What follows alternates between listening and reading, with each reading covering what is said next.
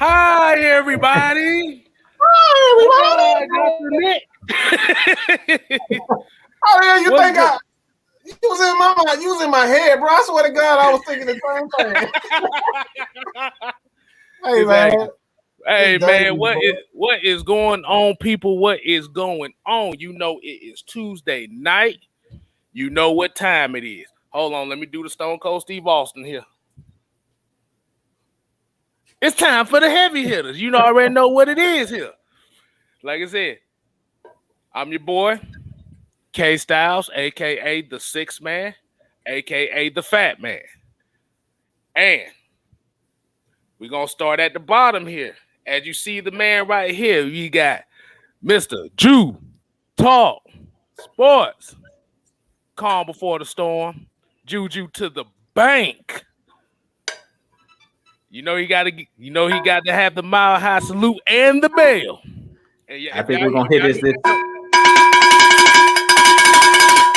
So you already know what time it is. And to my stage left, as y'all already know, he is the great one, the mad scientist himself, Mr. Mad Mike Sports.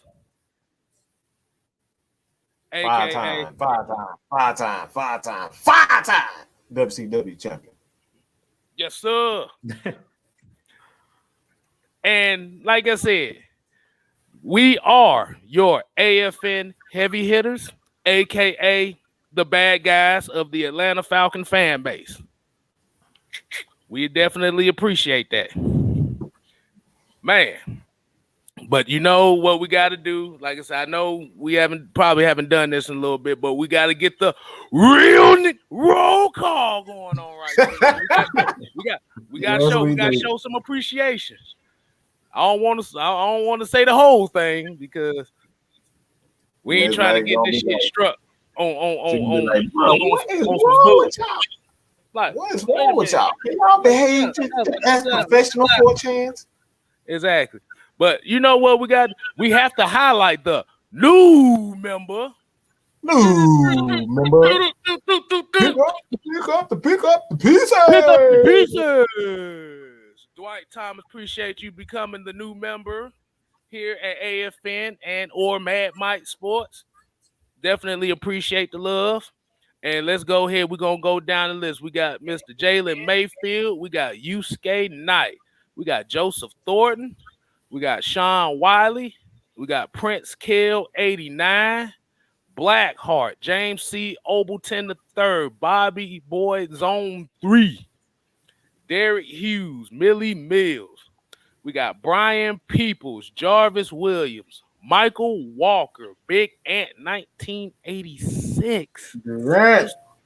Brian Peoples. Mr. Lee III. Chris Dunlap. Hey, Asia Green in the building.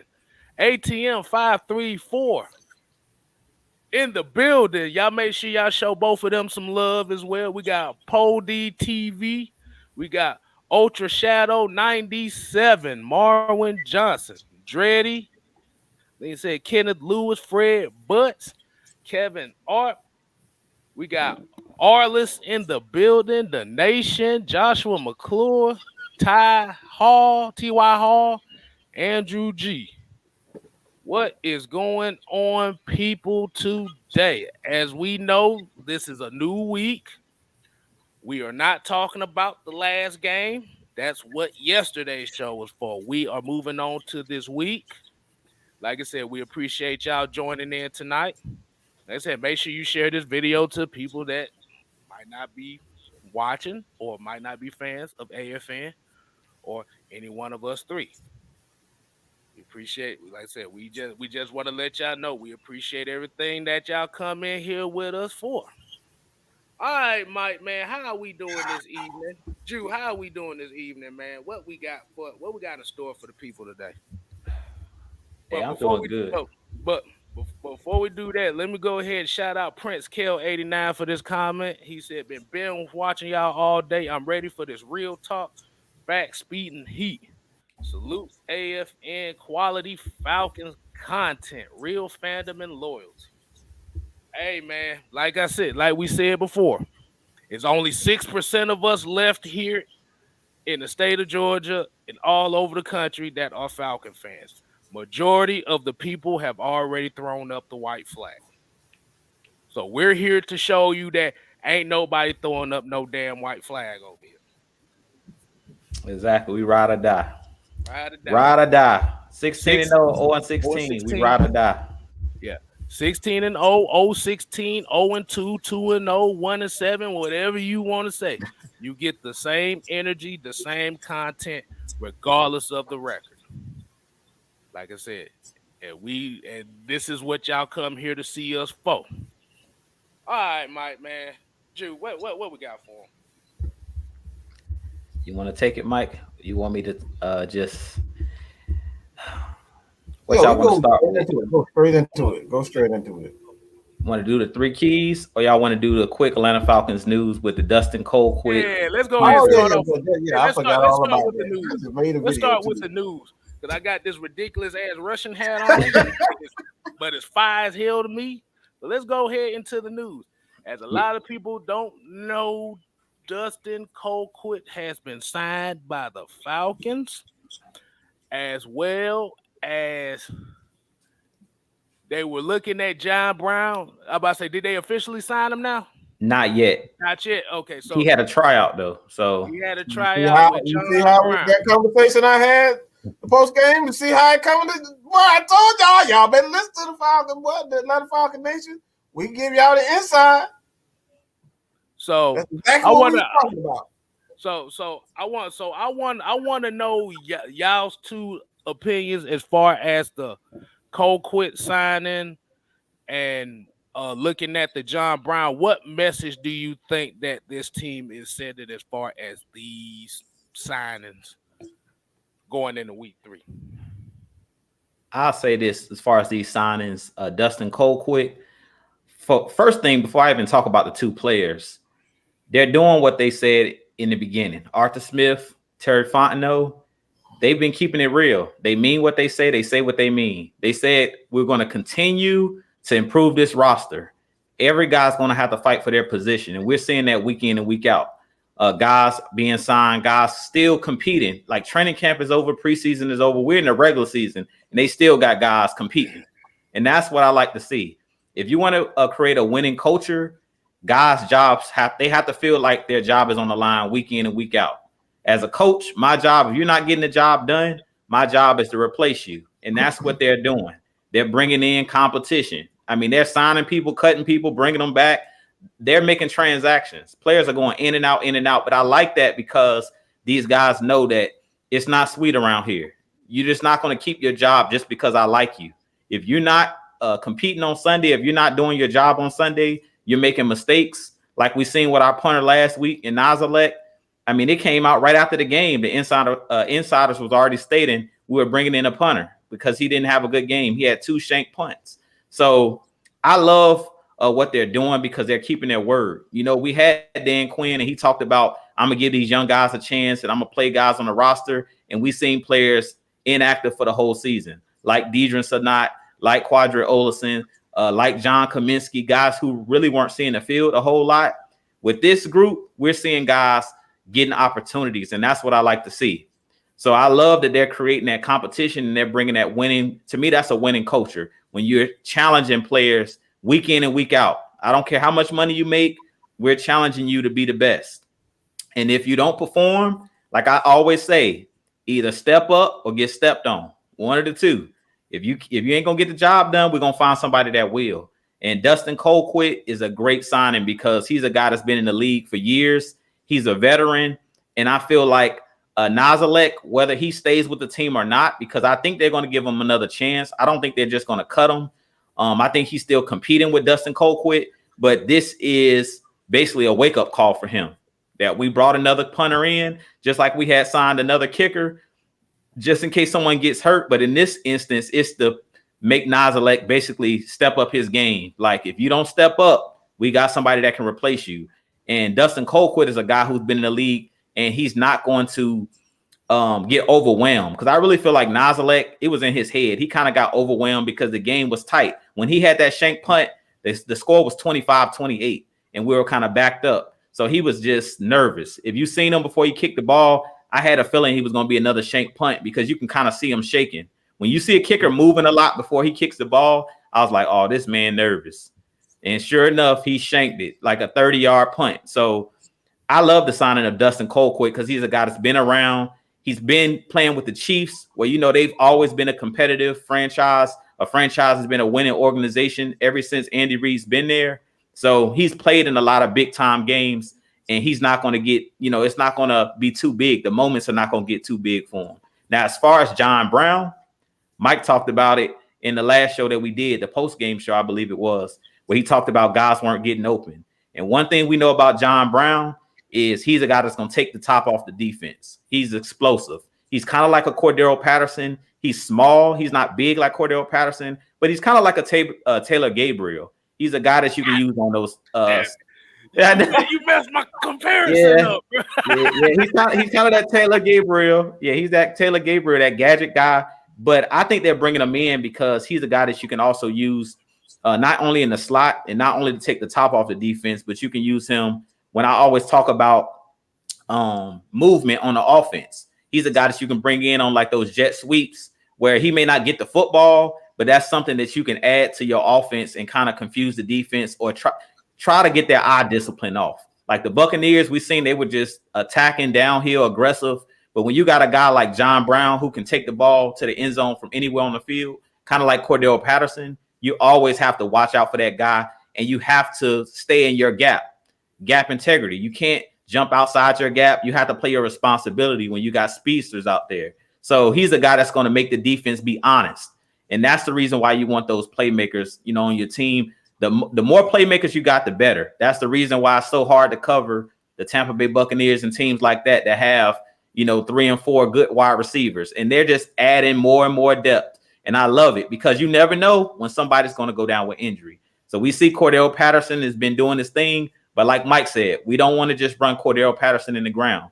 Now you bring in another guy that can do similar things to Cordero Patterson, a guy that can do a lot of different things. And that, like I said, is going to put pressure on the defense where they can't now just key in on Cordero Patterson. Now you got John Brown on the field and Cordero Patterson and Ridley and Kyle Pitts. That's why they drafted Mecole Hardman, because he can do the exact same things that Right. So you want as many guys as you can to take the top off the defense and to keep these defensive coordinators up at night when they're game planning for us. And I'll leave it at that. Well, yeah. The thing is, they signed Dustin Colquitt to the practice squad. So Cam Neasy will still get another chance to redeem himself.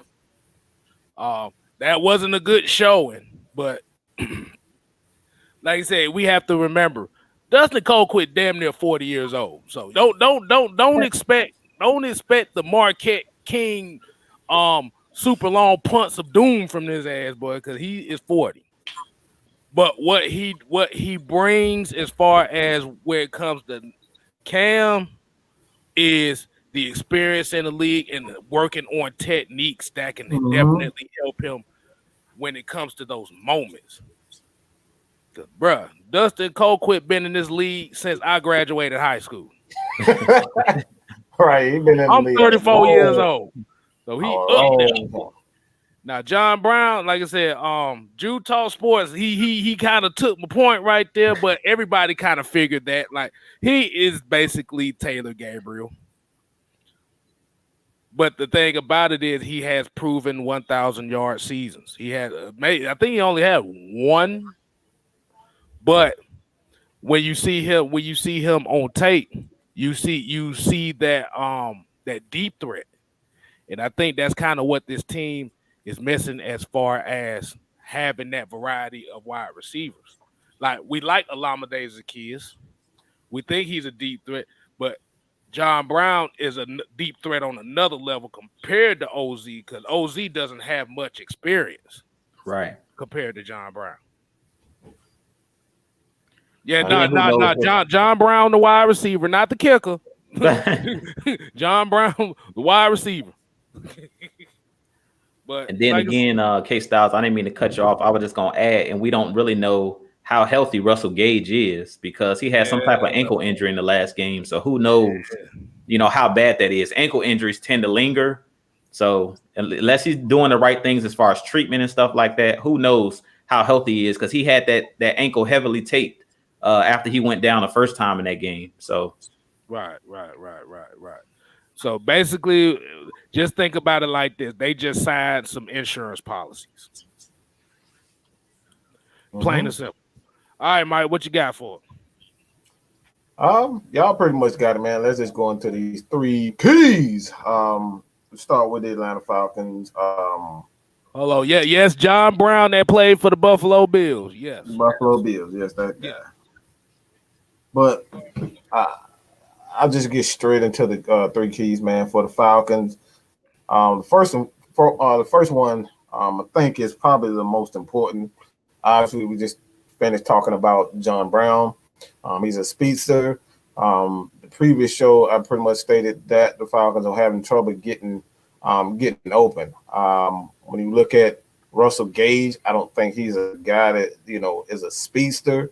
He isn't a guy that you're going to put him on the outside and say, all right, go beat this guy deep. That's not his game. His game is to run routes, precise routes, and, you know, play off of speedsters like a Olamide Zaccheaus, Calvin Ridley. His game is to play off of those guys. So when you have those guys like him, it's not that he isn't, you know, a quality wide receiver. He just doesn't do well as that main guy getting open. So that's not his game. So you got to put him in positions like he did with Kyle Pitts. He put Kyle Pitts on the outside, and then Russell Gage was able to do his thing. Now, granted that he had the ankle injury, you're not going to see that, you know, see him with the lack of effort that we saw in the Pittsburgh that kind of, you know, resulted in a pick 6. Just wasn't healthy. So those things happen. But the receivers got to get open, man. They signed Juwan Green as well to the practice squad. So these guys are going to have to step up. It really just comes step up, and he's going to be able to. He got to get creative. So I expect Kyle Pitts to really get a lot of targets on the outside. I think he's going to have a lot of targets. Here you go. KStylzz, why you always laughing, bro? I'm sorry. I knew you was going. As soon as you put that, somebody brought it up. I had to do it, man. And my buddy from Buffalo and also buddy from the Chiefs. Yes, we got both. Buddy from the Chiefs. But yeah, but the receivers got to do a better job. My bad, Mike. But shout out to Twisted Torch TV in the chat. Make sure y'all show him some love as well. And Devon Stanford as well. All right, go ahead, Mike. Yeah, but the receivers got to. The first one is obviously the receivers got to get open. You can't allow. There was quite a few times that Matt Ryan in the offensive line actually did protect well, but the receivers aren't getting open outside of Calvin Ridley. Calvin Ridley can't. They double and tripling him. They pretty much clouding. They pushing all their coverage towards Calvin Ridley and daring everybody else to get open. So that's the first one. Receivers got to get open. Second one, a lot of people, even Jew, you know, he stated that he got to see his boy Dante Fowler do something. And Dante Fowler had one hell of a game. He needs to repeat that. All right, the Falcons defensive line, they got to continue to win their one-on-ones. I saw Jacob Tuimarina. He did a great job of winning his one-on-ones. He had a few. I think he had a couple, 2 or 3 opportunity to get after the quarterback. He put pressure on Tom Brady. He put pressure. You guys saw Marlon Davis, and he got a sack. Him and Grady Jarrett was just wreaking havoc. And, you know, Oakland Daisy, he had a few. Did not have a lot of opportunities, but when he got in there, you know, you saw what he could do. So the defensive line got to continue to win their one-on-ones. Grady's just an animal. It's just nothing you can do with him. That dude was in the backfield. Look, I know he was scared. I saw the way he was looking on that sideline when he just saw Grady Jarrett. Grady Jarrett was a one-man wrecking crew. They stopped these guys. There's something that people not even talking about, that the Falcons shut that offense down in the second half. Grady Jarrett and those balls up front, they got after that Bucs team. So they got to continue to win their one-on-one. And the third one, and it's not just Fabian Moreau, but you cannot capitalize off your mistakes. You get an opportunity to get picks, you got to capitalize. I saw it 3 times during the game. They had an opportunity to get a fumble, and they didn't recover the fumble. They had an opportunity to get the interception off a bad pass. We didn't get that because nobody's really paying attention. And the third one was Fabian Moreau. He just dropped. He could have easily, if he, positioned himself right, he could have took that thing to the house for a pick 6. But he wasn't. He dropped the pass. So you got to capitalize off those mistakes. So those are the 3 keys to victory. Wide receivers have to get open. The second one, Fowler and the defensive line got to continue to win their one-on-ones. And the third one is the DBs got to capitalize off their opportunities to get them turnovers, man. Go ahead, Jude. What you got for them? All right. So 3 keys to victory for our Atlanta Falcons. Number 1, I've been saying this for the last couple weeks. I haven't said it in my keys to victory, I don't think. I've been saying it on the post-game show, but it's going to be the keys to victory this week. Get out to a fast start. Get out to a fast start. Come out, jump on these guys. I believe this game is going to be played in New York. Take the crowd out the game. Come out fast, jump on these guys. New York has a bad offensive line. So Dante Fowler and the crew, Grady Jarrett, all of those guys up front that balled out against Tampa, their offensive line is atrocious for the Giants. They arguably have the worst offensive line in the game. So get after Daniel Jones in this game. Jump out to an early lead and make them one-dimensional. Don't allow them to run the ball with Saquon Barkley. Don't allow them to make short passes and stuff like that. Put this game in Daniel Jones' hands to win. So jump out to an early lead. If you jump out to an early lead, you put pressure on Daniel Jones. You put pressure on that offensive line of the New York Giants. So that's the first thing. The second thing in this game, win the turnover battle. Mike just talked about it. When you get a chance to intercept the ball, catch the football. If you knock the ball out, sometimes you can't help, like that ball rolled out of bounds when Foyer punched it out. It was a heads-up play. Sometimes that happened. The ball don't bounce your way, but that still was a heads-up play by him because they lost yardage when he knocked the ball out of bounds. So that was a heads-up play. So in this game, we need to win the turnover battle. If we win the turnover battle, New York is going to be on their heels and they're going to be in trouble. The third key to victory in this game is really going to come down to coaching. I like what I've seen out of Arthur Smith and Dean Pease, but in this game, let's keep these guys off balance like we did in this game against Tampa. I want to see a ton of different formations to throw these guys off. We did a good job of that in the red zone as far as scoring touchdowns in this last game. We need to do the same thing in this game and keep these guys off balance. I want to see that wildcat again that we saw. It was a fumble by Cordell Patterson, but I want to see it again in the red zone. I want to see, like I was always talking about, motion these guys out, jet sweeps, keep these guys off balance. I want to see those toss. Like we had a lot of tosses in the last game where we challenged the edge. New York is another team that has Dexter Lawrence, I believe Leonard Williams. Those are the inside guys that they have playing up front, but they're suspect on the edges. They do have the young kid out of Georgia that I wanted the Falcons to take. Ojulari plays for the Giants. So he's one of those guys on the edge, but they're still kind of weak on the edges. So challenge those edges and let's see if Cordell Patterson, let's see if we can throw some screens, maybe to Zacchaeus on the outside, get the ball into the playmakers' hands quick and allow those guys to do what they do best. Don't have Matt Ryan back there holding on to the ball. I thought the game plan last week was really good, but we need to stay ahead of the chains. I mean, that's important because we know our offensive line kind of has struggled. So if you get out to an early start, you stay ahead of the chains, you won't allow them to get that pass rush going because the secondary of the Giants is suspect. They only have one good corner, and that's James Bradbury.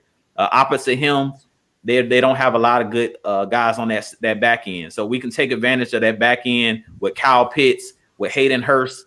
Hayden Hurst is a key in this game to me, him and Kyle Pitts. I haven't really seen a whole lot out of Hayden Hurst in that last game as far as, catching passes.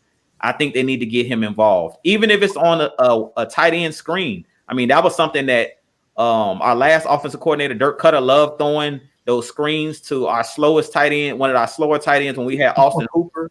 But Hayden Hurst and Kyle Pitts, these guys run 4-4, 4-5, 4-5. These guys are like wide receivers. So allow those guys on the offensive line to, throw them a screen pass. Let these guys get out in front of Hayden Hurst because nobody's trying to tackle Hayden Hurst or Kyle Pitts one-on-one. If you see those freight trains coming at you, you're not trying to tackle them as a corner or a safety. So put those guys out in space and let them do what they do best.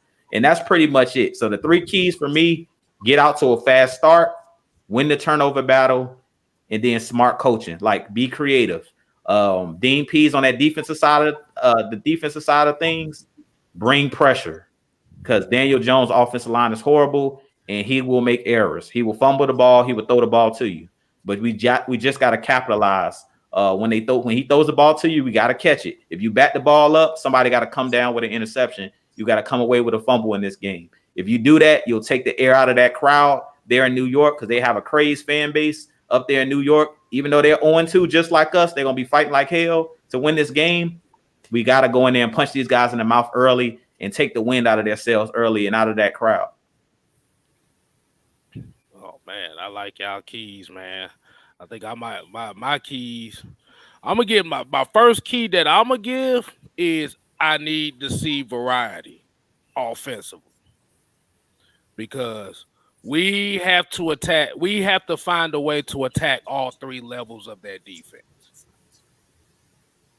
That's where the interceptions came from last week. It was the fact that we wasn't attacking all 3 levels. We could blame, we could put it on offensive line, we could put it on coaching, but the thing at the end of the day is they have to attack these linebackers. They have to attack them. Like I said, there's nothing wrong with dinking and dunking, but use the dink and dunk to set up the medium routes, the 7 to 10 yard routes. Take that occasional shot. If it's there, don't force it. Because, like I said, that's the thing. And like I said, and the reason why I say it is because I kind of have a feeling we haven't seen the full extent of this offense. Like I said, you've seen a lot of short stuff to try to get the confidence of the offense going. But you gotta take those shots, because like Ju said, outside of really Julius Peppers and James Bradbury, their secondary is not the greatest. So if you have an opportunity to do so, you take it. That's my first key. My second key: do not underestimate this offense. Do not underestimate the Giants' offense. Like I said, they have a terrible offensive line. We know Saquon Barkley is a home run hitter. The only thing with Saquon Barkley is, if y'all actually pay attention to how his game is, most of his yards usually come from one run, and the rest of them is usually 2 yards in a cloud of dust. But you don't want to take that for granted. They're going to try. They're going to run a lot. They're going to try to RPO our defense to death. So what you want to do is, if AJ Terrell don't play, you got to find a way to bust him in the mouth in less than 3 seconds. That's what you got to do. And my third key is we need 60 minutes of football. This kind of goes into what Ju was talking about with getting off to that fast start, but we have to do it for 60 minutes. It like I said, it can't be one of those things where we go off to a fast start, sputter, and then try to play catch up at the end. No, it has to be a continuous flow for 60 minutes, which means if your running game is working, use it to set your play action game up. They do it for 60 minutes. I'm just gonna keep saying this. We have to play 60 minutes football, both sides of the ball, offense, defense, and special teams. Because if we don't, like I said, it's gonna be a long. I ain't gonna say it's gonna be a long day because I still think we can win this game. But it's gonna be one of those. Ah, oh, hold on. Let me get my towel out because I'm still sweating. We don't need one of them days. We gotta bust them in the mouth, plain and simple. And those would be my three keys right there. Let's get straight to the Giants.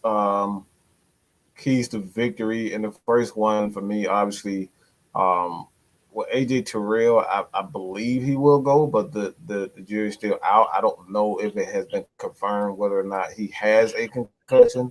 I say he was had, I think it was concussion symptoms, but I don't think they came out and said it was concussion. So for the Giants, they got to come out and attack our DBs. They got to. If there's a hole, you got to exploit it, whether it's on pick routes, it doesn't matter. They got to go at our DBs, and in particular, the corners. Got to go at the corners. If you don't go at the corner, you're not doing yourself a favor. Um, the second one is they got to get the same, almost the exact same thing for the Philadelphia Eagles. It's that they got Williams. They have Williams and they have Dexter Lawrence there. I believe his name is Arthur. What Johnson Jones? I forget his name. They have another DT there also. Defensive lineman there also, but they have to get interior pressure. You can't fool around and think your edges are going to get home on the Atlanta Falcons. That's actually the Falcons' strength is Caleb McGarry, Jake Matthews. Those guys are the strength. Right now, Matt Ryan is just not happy with Matt Hennessy. I know a lot of you guys have seen the pictures where he looking right in Hennessy's eyes. We can't have that miscommunication from our center, just missing everything. He's not blocking anybody. Like that can't happen. So the interior line for the Giants, y'all got to set the tone. Set the tone early, and try to prevent the Falcons from getting off to that fast start. You're gonna have to attack that inside. Second one, obviously,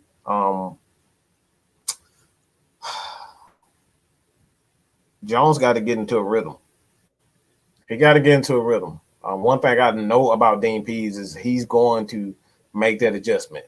Once he figures out what you're doing, it could be in the first quarter, it could be in the second half, like he did with Tampa, but he's going to figure it out and he's going to slow you down.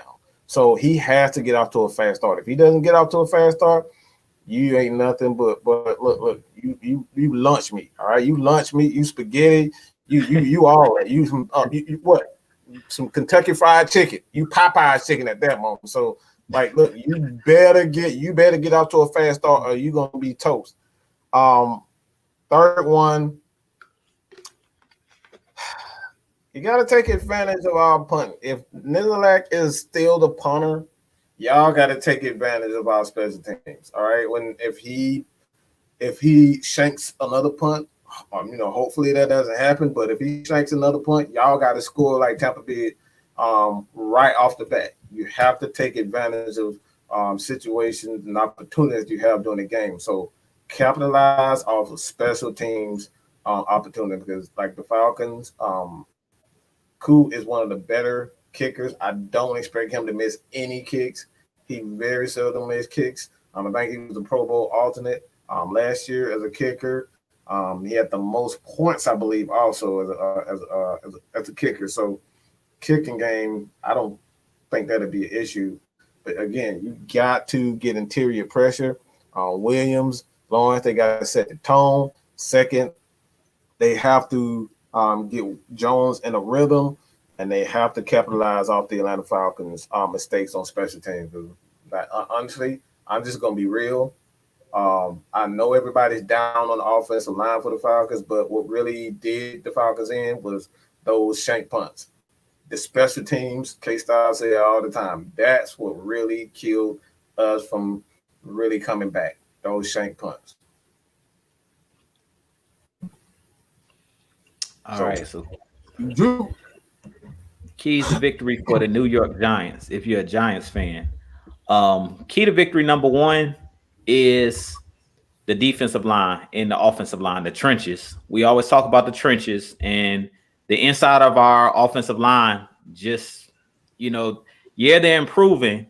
But if I'm the Giants, I'm thinking that Hennessy is lunch meat. I'm thinking that Jalen Mayfield is a rookie, so I'm about to take his lunch money. So I'm thinking that we coming in and try to bully these guys. I don't care what nobody say. I love my Falcons, and yeah, they're getting better, but you want to come in early and take their confidence. And when there's a young player out there, a lot of the times young players lose their confidence easy, especially if, they get off to a bad start, because then they're thinking, here we go again. We're already 0-2. Here we go again. Week 3, we're having the same issues. We're missing blocks. You know what I'm saying? We're not, picking up the right assignments on blitzes and things of that nature. I'm not making the right calls if I'm Hennessy. So if I'm the Giants, I'm blitzing. I'm not, sitting back in coverage because they don't have good coverage linebackers. So if I'm them, I'm blitzing A-gap pressure all day. I'm coming up, the gut. Like he said, our strength is our tackles. So I'm not even worried about coming on the outside. I'm bringing all my blitzes. I'm bringing those linebackers down. I'm bringing safeties down, and I'm doing delayed blitzes. I'm doing just like we seen with Todd Bowles. I'm blitzing like crazy until the Falcons show me on tape that they're picking up and they clean up their offensive line, the inside of that offensive line. I'm going after those guys like a wolf or like a shark. When you smell blood, you attack. And that's what I would do if I was the Giants defense. I'm not going to just assume because Arthur Smith was an offensive lineman that he's cleaned up those things and that they got better over 1 week. I'm bringing it every time until they prove that that's no longer a weakness. So if I'm the Giants, that's key number one. On the defensive line, we're coming out trying to bully these guys. We're trying to throw their confidence off. Like I said, we're trying to get this crowd into this game, because if we get up early, it's hard for those offensive linemen to hear the snap count. That's when those false starts and things like that come into play. So if I'm the defensive line and the defense, I'm trying to get a turnover. I'm trying to pressure Matt Ryan and force, another tip pass like we seen in this last game. Key to victory number 2 for the Giants. Mike said it. He hit the nail on the head. If AJ Terrell's not in this game, and even if he is in this game, I'm testing the Falcons deep. I'm testing them deep. I'm putting the guy Slayton out there from Auburn. He dropped a key touchdown pass last week where they could have won that game. That would have put the game away. He's a speedster. I'm running the ball and setting up that play action, and I'm going deep. They got Kenny Golladay from the Lions, who pretty much ate up, tore us apart last year with the Lions. He made a lot of key catches, tough catches. He's a bigger wide receiver, physical, kind of like a Plexico Bears, 6'3", 6'4", tall, lanky. I'm throwing that ball up and seeing if anybody can jump with him. TJ Green is not a proven corner. So I'm challenging him. Whoever TJ Green is covering, if AJ Terrell's not out there, that's the matchup that I'm looking at if I'm Daniel Jones. I'm licking my chops, and I want to see if TJ Green, can prove to me that he's a starting caliber cornerback. They also, I don't know if Evan Ingram's playing in this game, their tight end, but he's really good as well as far as he's a fast tight end. He drops a lot of passes, but he's a guy that can get open because he's really fast. So I'm stretching this Atlanta Falcons defense out. If I'm the Giants, I want to see if they can cover, our weapons deep. And I'm seeing if these guys are going to, play with the correct technique, because last week we seen on that goal line, of course, Mike Evans is really hard to stop because he's, very long, but TJ Green didn't look back for the football. So I'm seeing if I can get a flag. I'm just going to throw the ball deep just to see if guys are going to play with the right technique. Because a lot of the times when you throw the ball deep and people get, players get under pressure, they usually get a flag because they're not used to that type of, being out there on the island by themselves. So if I'm the Giants, I'm testing it out. I'm throwing that ball deep and seeing if the Falcons, corners and safeties can cover. And then key to victory number 3, if I'm the Giants, is KStylzz talked about it. Saquon Barkley. He's a game breaker. He's a guy that he's like Cordell Patterson. He's dangerous. He can take it to the house from anywhere on the field. So I'm putting the ball in his hands anywhere on the field as much as possible, whether it's on a screen pass, whether it's running right up the gut. I want to get him at least 25 touches in this game, because the Falcons, as we know, we're not really stout up front. Yeah, we have a solid, Grady Jarrett and the guys that we have up front. But until I see Mike Pennell Jr. out there, until I see them play Jonathan Bullard, as long as I see Steven Means out there, I'm running to whatever side Steven Means is on. If I'm the Giants, I'm running right to that side of the field. No disrespect, but we know what Steven Means is. So we running right to his side until he can prove to me that he can set the edge properly and he's not jumping outside of his gap. Whatever side Steven Means is on, if he's on the field, that's where I'm running. No disrespect to Steven Means, because I love, he's a locker room guy, but for whatever reason, like KStylzz said, I don't know what pictures this man got of somebody on the Atlanta Falcons. Yeah, I don't know what pictures this man got on somebody in the Atlanta Falcons locker room, but this guy somehow, some way finds his way on the field. I don't know if you guys picked up on it last week where he was playing like linebacker in the 4-3.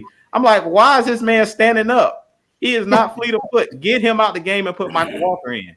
But that's another conversation for another day. But I'm just gonna run the ball with Saquon Barkley. Make the Falcons prove that they can stop the run. You do those three things at the Giants, you can easily put our Falcons, on their heels in this game.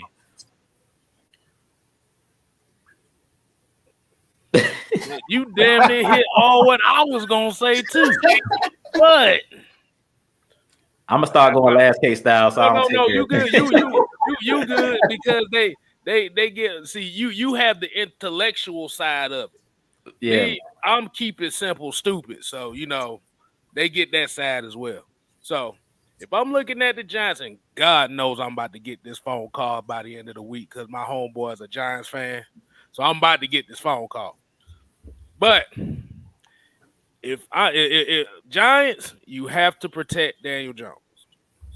We know this offensive line is bad, but you got to try to protect him at all costs. Because by protecting him, you can stretch the field. Like I said, you got Galladay out there. You got Sterling Shepard.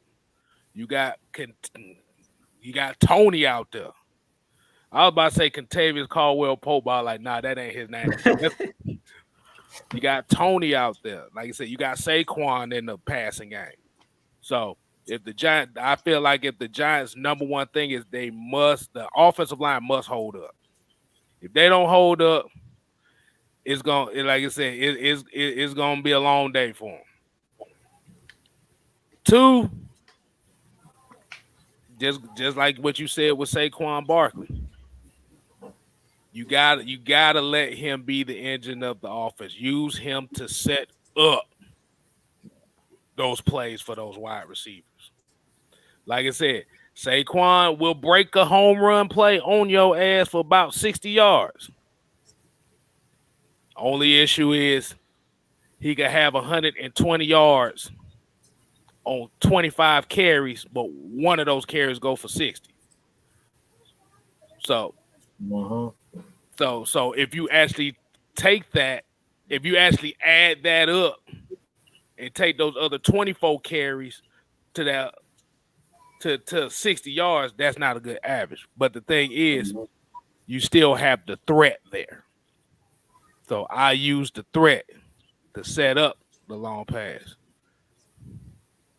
And three,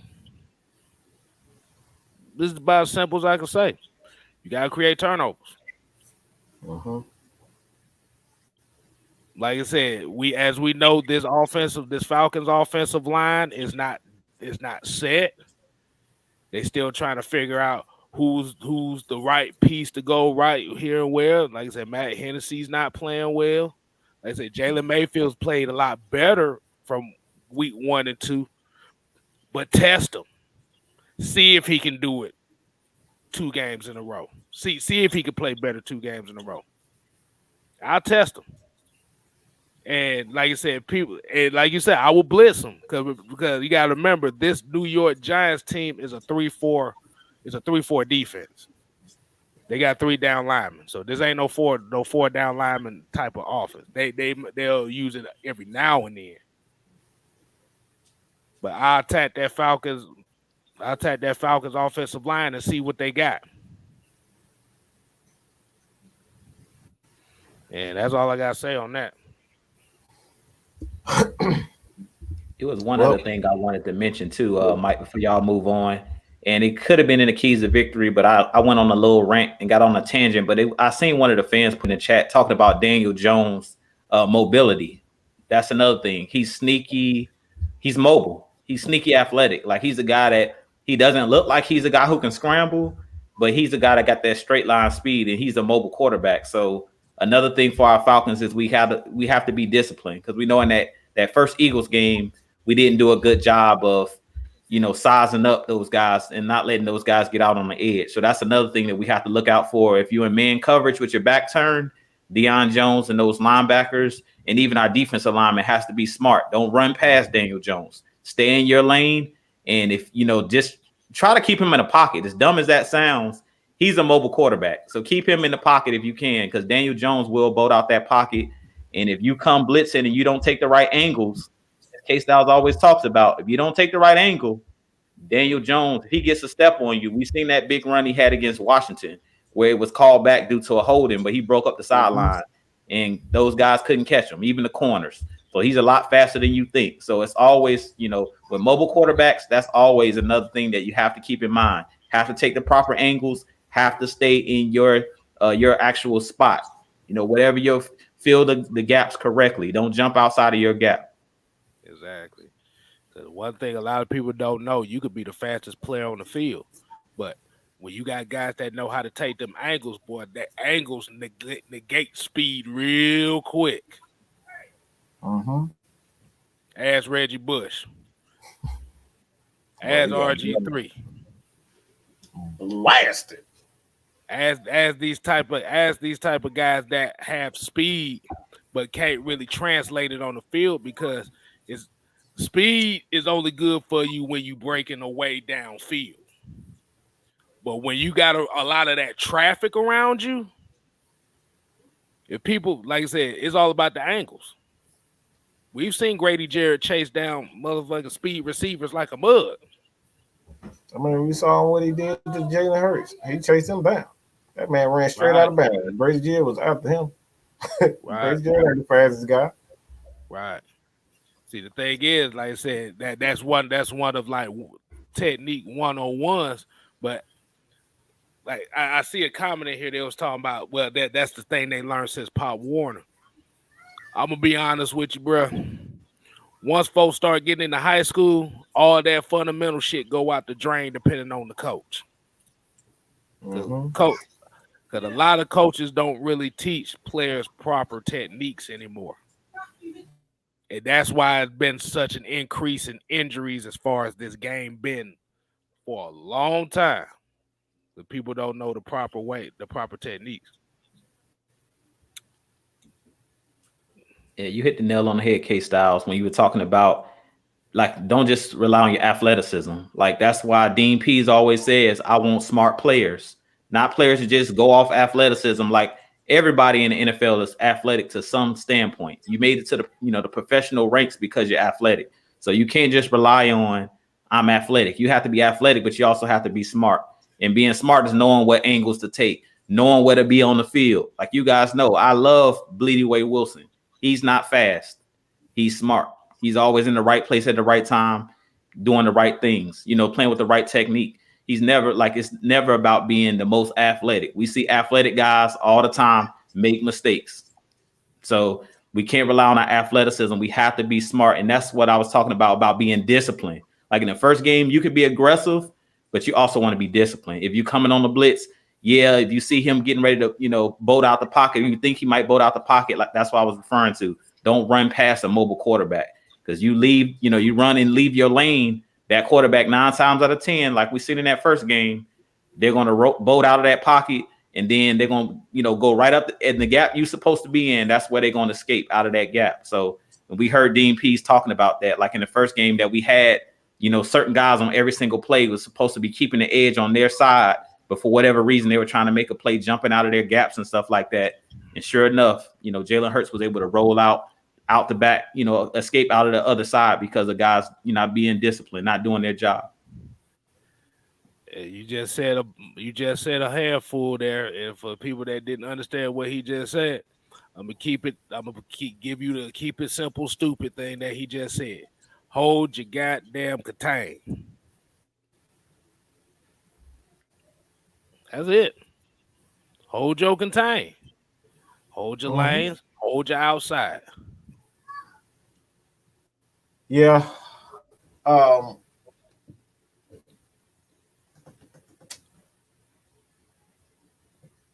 just gonna do it. I would. Let's just go into the Q&A, but I gotta say this.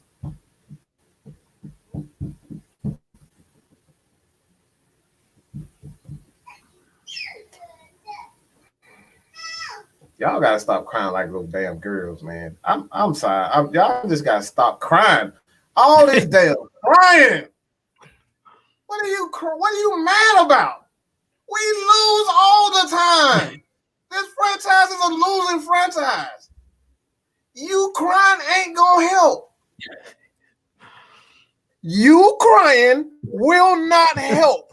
You saying that I'm tired of crying and I'm tired of losing ain't helping anything. What do you get out of crying about, oh, I'm tired of losing. I'm tired. Guess what? There's a solution for it. Hop on a bandwagon. Whichever team is winning, you jump on it. That's the solution to it. You don't have to be here. Ain't nobody holding you hostage to be a Falcons fan. I know I am. I'm not. I don't give a damn if you are a Falcons fan or not, because I'm going to represent regardless of the fact. So all these people on that video crying about, oh, I had a right to do this, I had a right to do that. Shut up. Shut it up. All right? Just stop crying. We've seen worse. We've seen worse. We just had Mike B and William Amy on the show, and they said the same exact thing. We've seen worse. What's up, KStylzz? I see the video you talking about today. And it's pretty much, and it's like I said, it's pretty much a thing that I've been saying for the last month and a half, and we've all been agreeing on here. Like I said, what makes you think you deserve a winner if you don't show the energy that you want a winner? I got a simple turn. I got a KStylzz turn to it. If your woman or your man telling you, look, in order for you to get the goodies tonight, you're gonna have to fix my plate. If you don't fix a plate, you ain't getting the goodies. So why do you feel like you deserve the goodies because that's your woman and that's your man? It's really that thing goes simple. You gotta work for it, bro. She gotta work for it. She gotta earn it. He gotta earn it. So that's the simplest analogy I can possibly make. See, I think what the issue is where we look at is it's more so everybody trying to compare to the other teams. Like I said, I always ask the question, what makes you think you deserve a winner? We're not in these board meetings. You don't own a stake of the team. Like I said, like I keep saying before, if it bothers you that much, nobody is holding you here. But if you're going to still be here and bitch and complain about the team every year, and be honest with you, they've been bitching and complaining about this team since 2008. Let's just keep it real. Mm-hmm. Even with Vic, y'all wasn't even happy with Vic. Y'all booed him out. Y'all booed people. They conveniently forget them booing Michael Vick. I mean, he shot birds at you and everything. So don't try to say, oh, this is just this is Matt Ryan. Oh, we losing because of Matt Ryan. Y'all, it ain't because of Matt Ryan. Y'all were doing the same thing to Vic. I know Jude became a Falcons fan because he was a Vic fan and from Virginia. You know what I'm saying? Mm-hmm. So he knows. Yep. Keep it real. Right. But like I said, and I don't think a lot of people kind of realize that a lot of these other fan bases that went through worse than what we've been through is literally sitting here laughing at the Falcon fan base. I don't think y'all realize that. Like I said, our own media doesn't make it no better. The national media doesn't make it no better neither. I always say your loyalty is subjective. Your loyalty or your fandom is not based on when you win it, it's when you're losing. Because remember, even when the Falcons was winning, y'all was still booing the hell out this team. Oh, I remember them games I went to, them early years in 2008 when this team was winning, when we actually finally got back-to-back winning season. Y'all booed the hell out this team. Because the quarterback doesn't represent what you wanted as the Atlanta Falcon quarterback.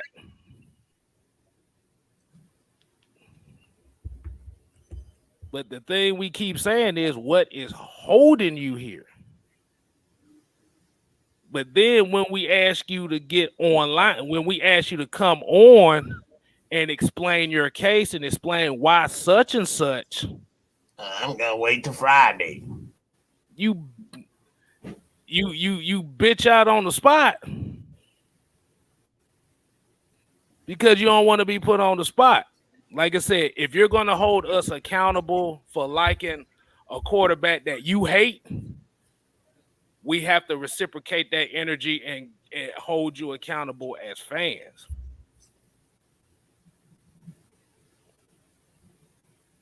We can't complain about a winner, about a team not winning, when we don't appreciate the team when they're winning. I got even better analogy for you. That's a ass backwards statement right there. This is the stuff we talk about. And we're gonna get there. We're gonna go to the Q&A section real soon. But everybody start putting your questions in the chat so we can answer them. But even that, we talk about change. We talk about change all the time, whether it's change in the world, change during this pandemic. If you want this pandemic to go away, you got to do what's necessary.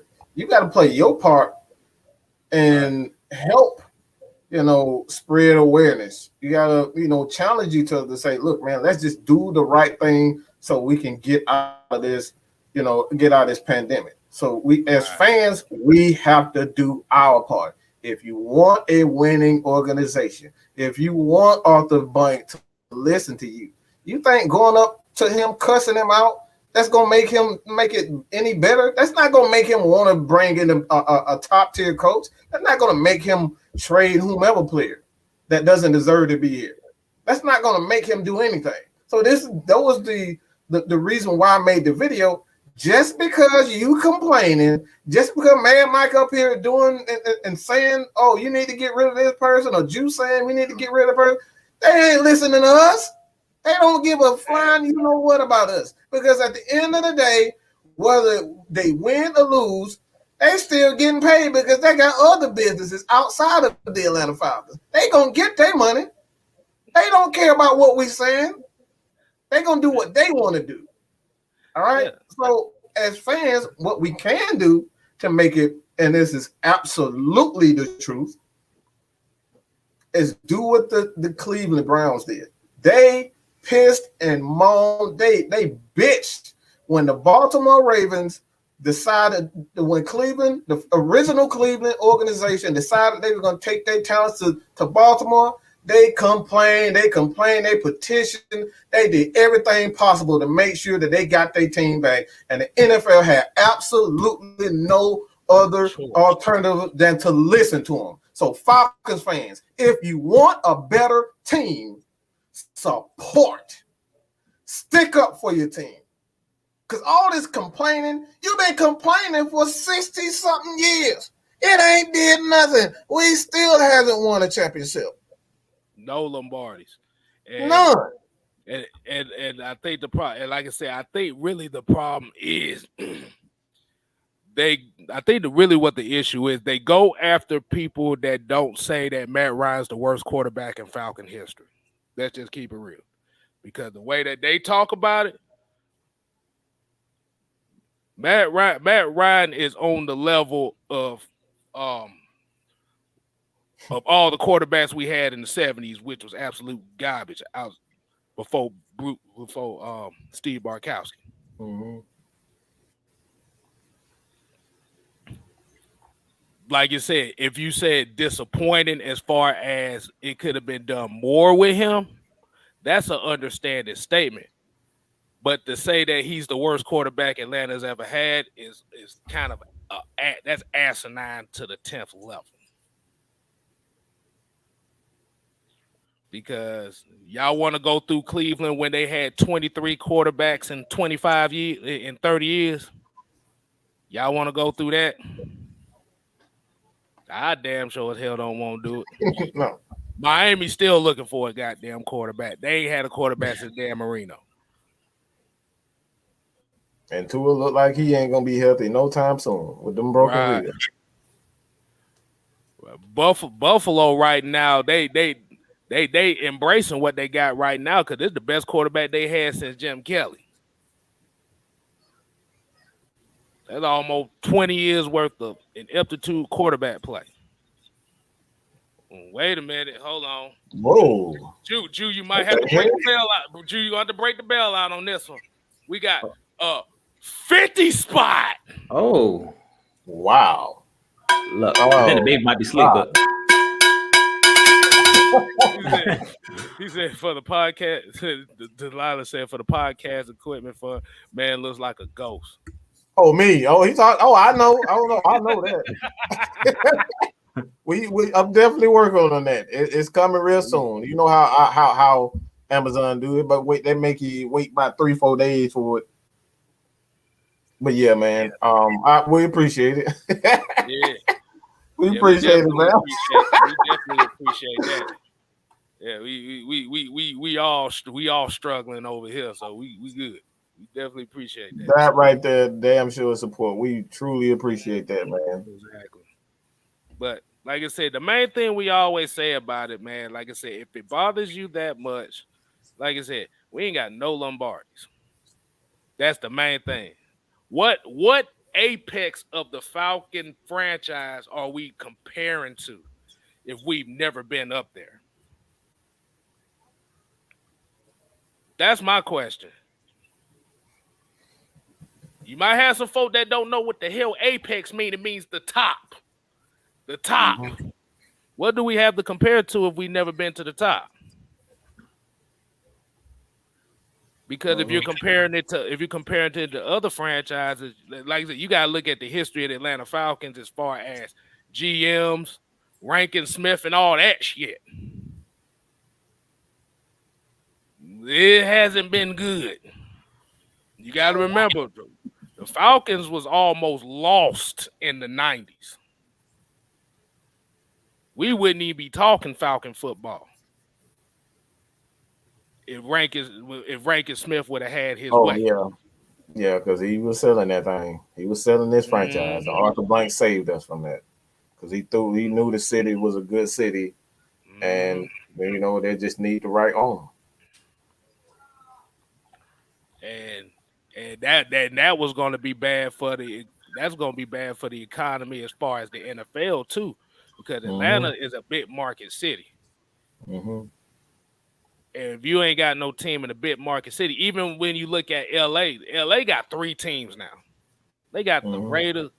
No, they ain't got the Raiders no more. But they got the Rams, they got the Chargers, and they got the 49ers. I mean, technically, they still got the Raiders because the Raiders ain't paid no damn taxes in about 20 years. Did you see his bold haircut? You can see why they didn't pay no goddamn taxes. Right? He looked like he got a Hitler statue in his goddamn office right now. Oh, man. Hey, man, let's go to these questions, man. That Raiders owner look like all 3 Stooges. Oh my goodness. Oh man. Hey man, again, we appreciate everybody for the super chats, man. Like I said, everything that you guys donate goes into making AFN and our brother sister channels and other platforms. Look, we're trying to give you guys nothing but the best, all right? And we're talking about the best. I know um, a lot of people may think otherwise, but what we mean by the best is quality. As a lot of people can report the news, but a lot of people report things in a negative light. We trying to make sure that we take care of our Atlanta Falcons first and foremost. Hold on. I want to hit one little comment right quick. Mm-hmm. Cause I remember hearing this about it when they when they built Mercedes-Benz stadiums, and they was talking about the churches and how the curse of knocking down the churches Mm-hmm. was. Mm-hmm. How come y'all never answered the question of the churches took the money to move? Mm. Yeah. You can't, like I said, a business can't knock down another business without a permit or without permission. Them churches took that money and went somewhere else. We have to look at that. So if you're gonna blame it on that, you gotta blame the people that own the churches that got the money. Now, if this was one of those cases where they scarfaced that mud and just bullied them and get your ass up out of here, we ain't gonna pay you shit for it. That's one thing. But churches took the money to relocate to take that spot. So is it really the Falcons' fault that they took the spot, or is it the church's fault for accepting the money to move? Y'all got to start reading rumors.com. All right. Like all them fake sources, y'all got to start reading that stuff. Go to Adam Schefter, go to those people, Ian Rappaport. Read the stuff that's actually true. Stop looking at all these rumors out here. Half of these rumors don't even be true. Yeah. I can say 90% of them not even true. Because it's actually illegal to take somebody's property Mm-hmm. just out the blue like that. Even though the history of this country shows that they do it anyway.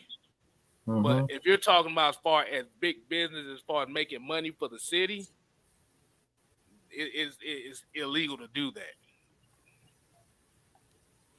Okay, Eric Murphy came and said, "Is there anything would you do to change on the depth chart this week? There any changes?" Did you? I didn't get a chance to see the depth chart. Was there any changes on the depth chart, Eric? Hold on. What changes was up there? Pull the depth chart up. Yeah, I don't know. I didn't get a chance to see it yet, but I mean, the only thing that I would change off the top of my head that I've seen in the last couple games was Steven Means. I don't know why he's starting. Like I would take Steven Means out of the starting lineup. I told you why Steven Means. He's on the sideline like, "Hey, TL, yay, go!" Yeah, he can do that on the sideline. like I want to see them put Jonathan Bullard out there. Like I think Jonathan Bullard, he did enough to me in the preseason to garner him, or Marlon Davidson can play that edge in the 3-4. So I don't know what's up with both Jonathan Bullard, Marlon Davidson, and Michael Walker. To me, Michael Walker isn't getting enough snaps. I don't know what that's about. But to me, those are the three guys, like on the defensive line. Like off the top of my head, I've been seeing a lot of Steven Means. No disrespect. Like I said, Steven Means is a solid player, but I think you would get more impact from a guy like Jonathan Bullard, for one, because of size. Jonathan Bullard's dang near 300 pounds. And that's what you need in that 3-4. You need big guys that can set the edge and hold the point.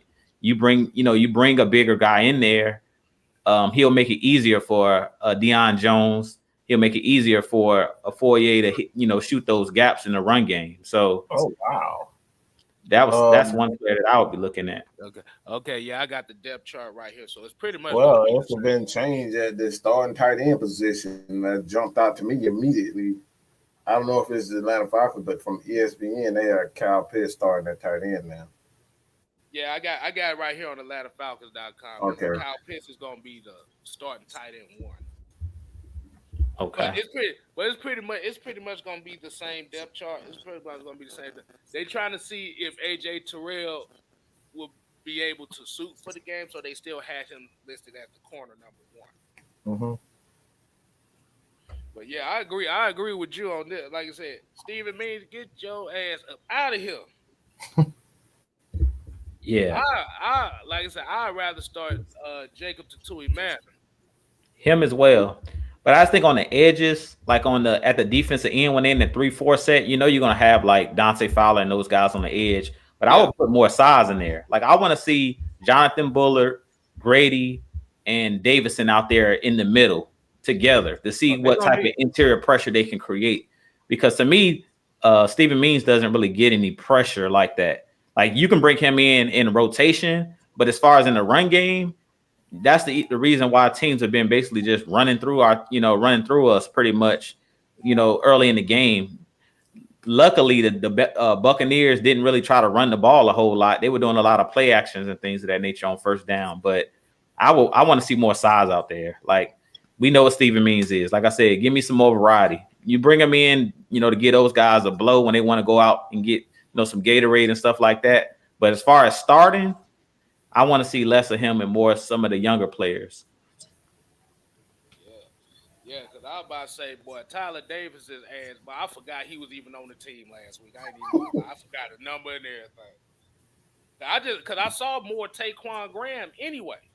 Yeah. It was Graham, it was Grady Jarrett, and it was Jonathan Bullard. That's what I mostly saw on the defensive line last week. Yeah. Yeah, I don't even remember Michael Walker. Like, I'll have to pull up the snap count. I remember that he picked up the fumble when Dante Fowler made that came away with the sack. He was the one who recovered the fumble, but other than that, I don't remember seeing a whole lot of Michael Walker. Right. So, but the thing is, I want to see what they're gonna do with Mike Pennell Jr. I want to see if they're gonna let him play this week. Because is he still on the practice squad, or did they put him on an active roster? Last time I thought he was on the practice squad still. I don't know. I didn't even know he was on the practice squad. They did, because the news I got from it, they didn't even say nothing. They just said, okay. He signed Mike Pennell Jr. I was about to say Mike Bull. I was about to say, damn, I'm thinking about a basketball player. Yeah, that's another player. He's talking about Tyler Davison. Yeah. Tyler Davison, another one that don't need to be getting a lot of playing time. He's another one to get ran through. Bro, I kid you not. I'm looking at the game. I see Taquan Graham. I did not see no Tyler Davis. I seen Tyler Davidson maybe. No, I seen him. I saw him. I seen him under the pile. That's all I seen. I seen him when they say 2 yards in the cloud of dust. All I seen was 96 on the bottom of the pile. That's an issue. Do you guys regret us not drafting Lamar a few years back? Hell no. Good. I want to pass the ball. I don't want to see him run all the damn time. Shit, I could have. We can put Cordero Patterson out there to do that. Or Russell Gage, shit, one of those two. Yeah, if I wanted to see that, I would have did that. That's easy. That's the easiest thing in the world to do that. To put somebody at quarterback and tell them run. Anybody can do that. There's plenty of athletes. If this is true, y'all, it's egregious. She said he only played 5 snaps. Is that true? Michael Walker only played 5 snaps last game? Yeah, I believe so. Yeah, if that's true, then we definitely gotta get Michael Walker more snaps than that. Yeah. That's crazy. Like I said, Lamar Jackson, the thing about it is you have to, and for some reason, it seems like every year is always 1 year when we need, everybody wants the best player available. But when the best player is available, everybody wants a fucking need. I know I am not the only one that noticed that. But the problem is that's a what if scenario. Because you could also say if the Falcons draft Lamar Jackson and he doesn't turn out to be the guy that he is in Baltimore, then you literally gonna have the same situation you have in Green Bay, where you literally drafted a first round quarterback and motivate Matt. And like I said, and if that case would have happened, and like people say, you draft the backup quarterback to motivate the starting quarterback. If you motivate the starting quarterback long enough to where he's motherfucking out here balling and they going somewhere, now you got this backup quarterback that you already gonna waste about 2 or 3 years of his contract. So by the time you're ready for him to come in, his payday is right there. And all he just got to play 1 year. But it's not a guarantee. We could throw the what ifs with the quarterbacks like Lamar Jackson, Josh Allen, Patrick Mahomes, and stuff like that. Bro, Every quarterback that gets drafted by a team in which system fits them. It's not a guarantee. Lamar has improved as a passer. The league a lot more than what he did his first couple years. But he's in a system that best suits his style on how they utilize him. He's in the best system that he got.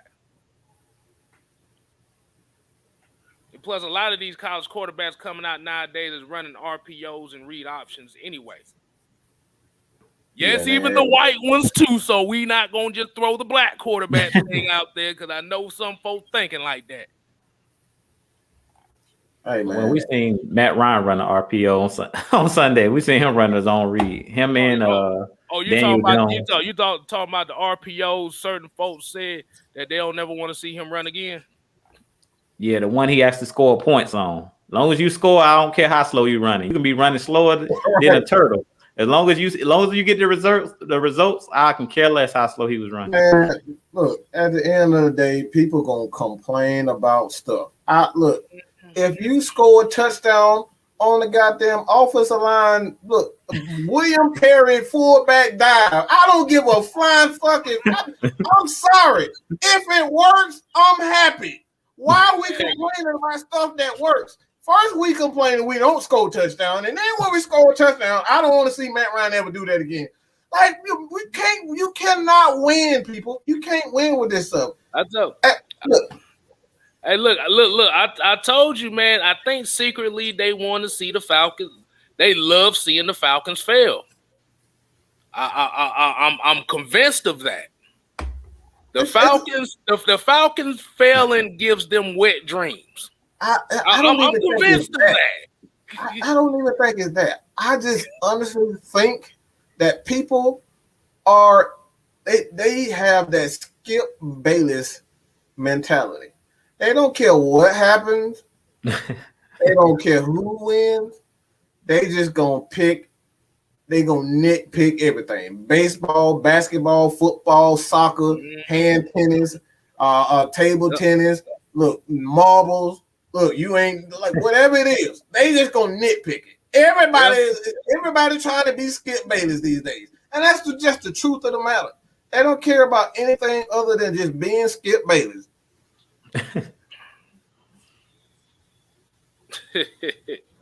But like I said, like I said, if it bothers you, like I said, you need to go down to Mercedes-Benz Stadium or on Flowery Branch and start going out there protesting. Let me say this real quick though. All right, I'm tired of people just focus. And excuse my fucking language. I am so fucking tired of people focusing on the quarterback position. This league is so much more than the goddamn quarterback.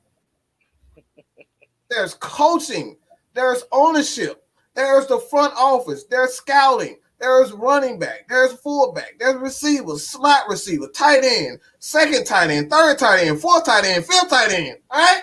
So many other players in the damn game, but y'all want to focus on, y'all want to dumb the game down to just, if we drafted this player, it fixes everything. That's not how the game works. Even in baseball, And they ain't everybody ain't out there throwing a fastball. Some people got a curveball. Somebody got a changeup. Somebody got a splitter. Somebody got a knuckleball. It's so much more. It's deeper than just the quarterback position. Stop dumbing the game down. Learn the sport, and like it just comes down to that. Drafting a new quarterback ain't gonna solve the Falcons' problems. It's not. Us getting one. If we go out and get Aaron Donald, even if we get Aaron Donald, that's not going to guarantee that we win a Super Bowl. The Rams they selling their whole future to still win a Super Bowl. It's a team effort. It's a team because if it was that simple, why is all the other quarterbacks in the league that got one Super Bowl only won one Super Bowl if that was that simple?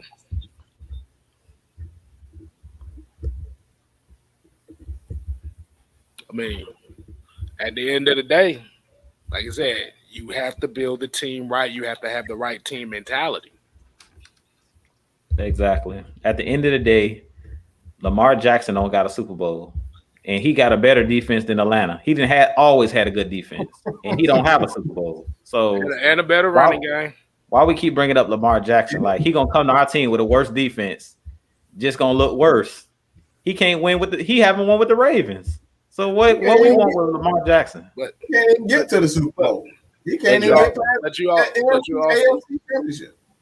But you also have to remember too. The one thing Lamar Jackson has in Baltimore that Atlanta doesn't have is an interior line that can actually protect him, which will allow him to get outside, to run those quarterback draws. You got to have a good offensive line to do that. And when I say a good offensive line, you got to have a tough interior line to do that. Because it don't matter how fast your quarterback runs. It don't matter if your quarterback runs for 1,000 yards.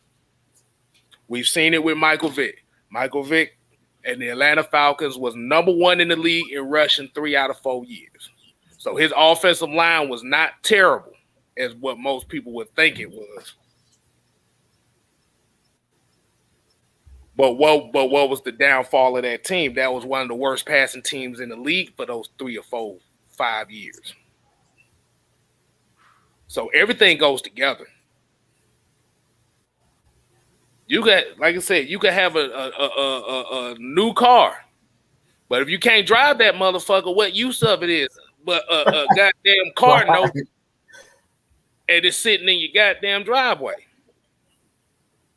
This is what we talk about. We talk about every phase of the game matters.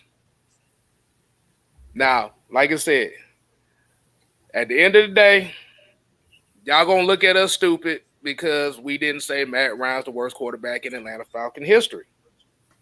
And we literally have a portion of the fan base that thinks like that. You want to go back and look at that Falcon quarterback history? I don't think you really want to do that. Well, you've done that before. I don't want to have. I don't think you want, because outside of Barkowski, Michael Vick, Matt Ryan, it ain't looking too good in this franchise. So, it look like the critics list at the end of a movie. You looking at all these names, you don't know who these people are.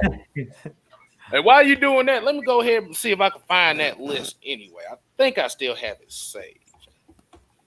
I think I. Did you get this, Jew? I think you got this question.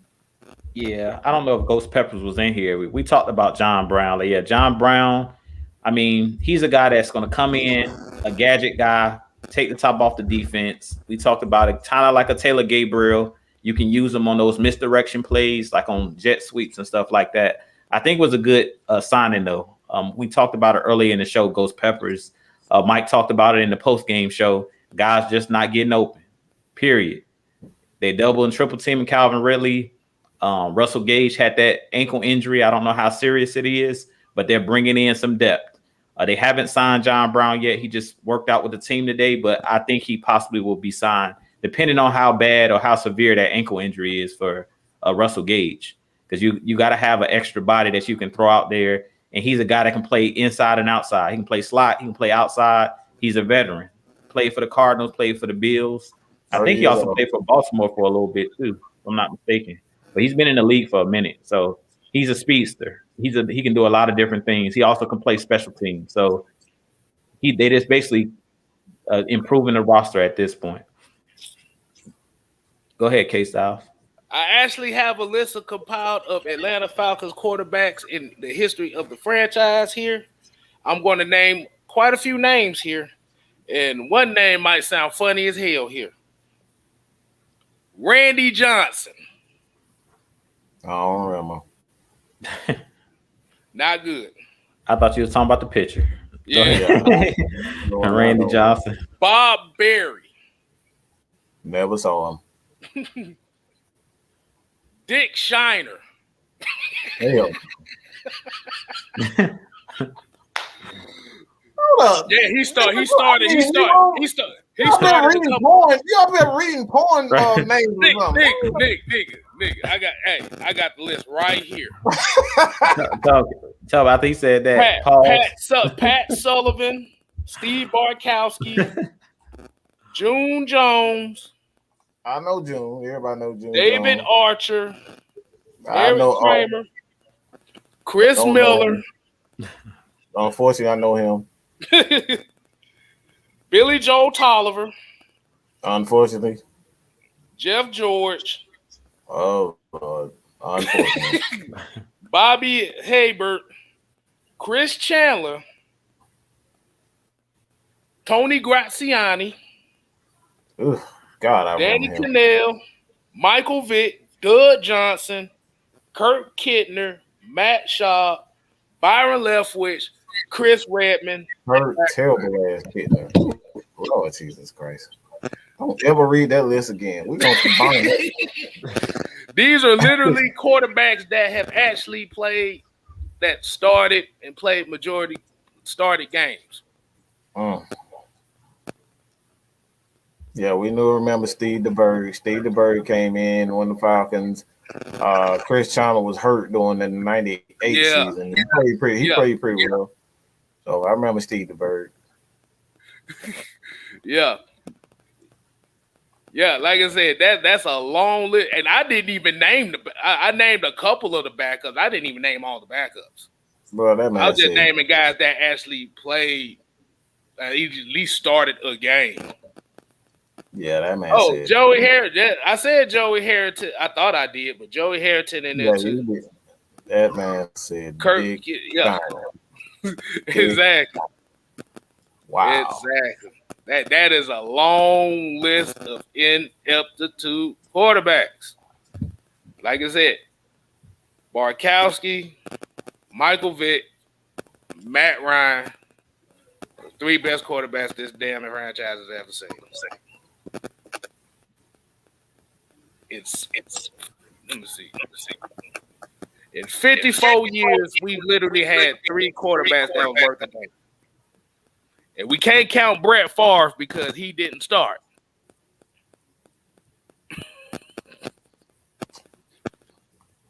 I forget about that. I don't like to talk about Brett Favre. I don't even want to talk about Brett Favre ever again. 54 years. Three quarterbacks. You may put Chris Miller in there too because he's played a couple plays. We've literally hold on. I had this other list up here too. Hold on. Let me. Wait, no, we don't know. No. They need to see. They need to hear this. They need to hear this. I'm about to mute you. We don't need no more quarterbacks. We don't need to read no more quarterbacks. No, sir. Look. They need to know. They need to know the history.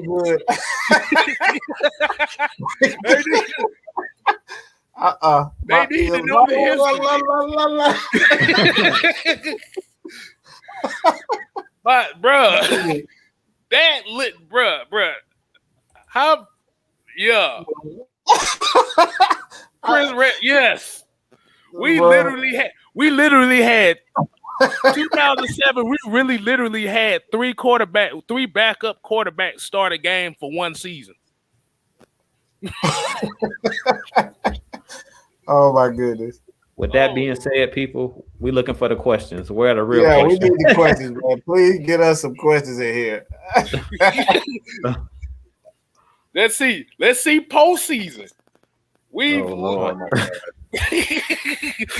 1, 2, 3, 4, 5 quarterbacks have played in preseason games.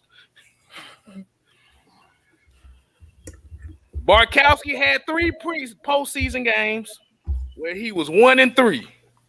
Chris Miller was 1-1 in the playoffs. That's one playoff appearance.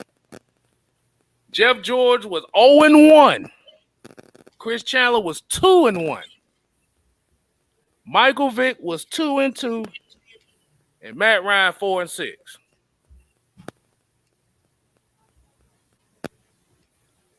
That's literally 5 quarterbacks that played in the playoffs for the Falcons. So let me ask the question again. What apex are we basing this off on? We ain't got no goddamn Super Bowls. All right, I'm done. Hold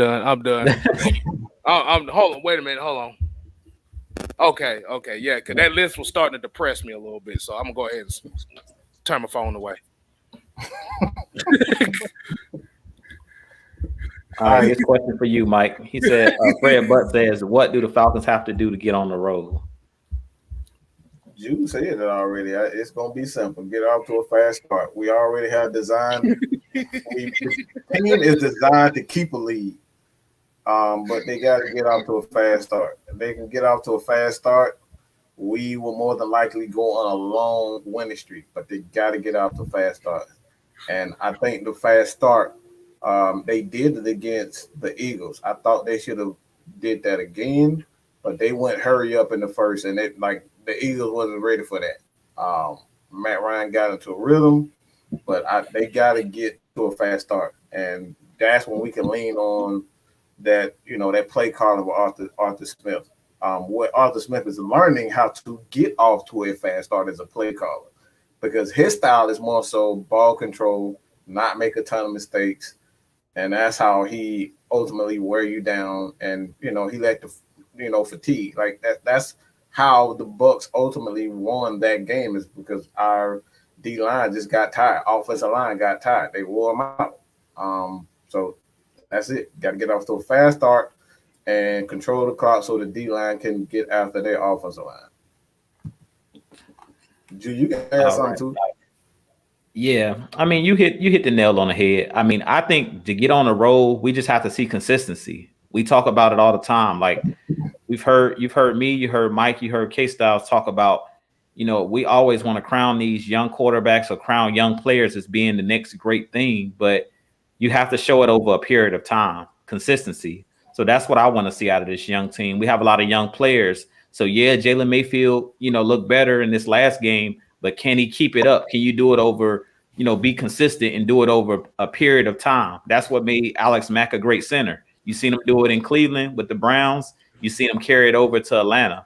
That's what makes you a great player, is doing it year after year, year after year. So, hold on. Wait a minute. We have a 49.99. Look, you ain't dropped no question. Hey, we appreciate the stupid sticker, boy. You better go and drop a question right there, boy. You paid your $49.99. Appreciate that, man. God good, man. God good. That's all I say about that, man. Exactly. Yeah, but consistency. That's it. Just to go back to it, just being consistent. That's what the team needs to do to get on the road and take it one game at a time. Because I know we've looked at least I've looked at the schedule going forward. We had the Giants, we have the Washington football team, and then the Jets. You just want to take it one game at a time. So win a game. That's the way you get on the road. You got to win one to create a winning streak. If you can't win one in a row, then you can't create that momentum. So it's all about momentum. So can they carry over, the progress that we had in the game against the Bucs? Can they carry that over into this game against the Giants? because that's what it's about. Usually younger players are inconsistent. So we're going to see if these young players can be consistent, carry over, some of the good things we've seen them doing this last game. Can they carry it over to this week and continue that through this long 17 game schedule? My bad, Drew. What you just said reminded me of one of the greatest movie lines I've ever seen from one of my favorite movies, Major League. When Coach Lou Brown said, "We win one game, that's one game. We win two in a row, that is two in a row. If we win 3 games, that is a winning streak." Yeah, man. You got to win one though first. You can't do nothing until you win one. Exactly. Shout out to the Atlanta kid, man. Atlanta kid, shout out to you, man. Yeah, like I said, you got Scott Man Stunt and Bobby Boys on 3 said the same thing and agree with all of us. Consistency and depth is the key. But that comes with patience. Like that's the thing. Like you can't, from game to game. One thing that we got to keep in mind, and that's why we keep saying patience, and what we as a crew are looking for are those small things that a lot of people don't see. And we're talking about the coaching adjustments, because that's going to, from game to game. So like that's the first game. A lot of people just so worried about what we were doing and, we didn't pass the ball enough. Well, he's setting up the next game. As play callers, what coaches are trying to do is get you to think about something. They want you to think about the run so they can, in the next game, do something else. You know what I'm saying? Like we did in game 2 against the Bucks. We didn't see the Wildcat in the first game. You see what I'm saying? Next game, we probably have a completely different game plan where we spread everybody out, use Cordero Patterson more like a wide receiver rather than a running back. And then you got guys like Gallman who may get active. We have Carji Olsen who's still on the practice squad. We have Mike Davis who Mike Davis might be that single back. We might spread them out. So these are the things we're talking about. Different adjustments from week to week. We didn't see that with Dan Quinn. It was the same stuff every week. We already knew he was going to run dig routes. Everybody who ever played the Falcons knew that Julio was going to run a dig route. We knew that Calvin was going to run a dig route. We knew that everybody was going to run it. Everybody, you get a dig route. You get a dig route. You get a dig route. Everybody going to get a dig route. We know that. But right now, we don't know what we're going to get from Arthur Smith. I can honestly say, I don't know what the hell he's thinking. Outside of he going to run the ball, I don't even know what he's going to do. And that's a good thing. Mm-hmm. Drew said it. Creativity. He said that last show. Creativity. You got to be creative, man. You, like I said, you got to use those concepts. Like I said, I want to see more bunch formations. I want to see more levels concepts. I want to see some spacing. I want to see them create that space for those receivers.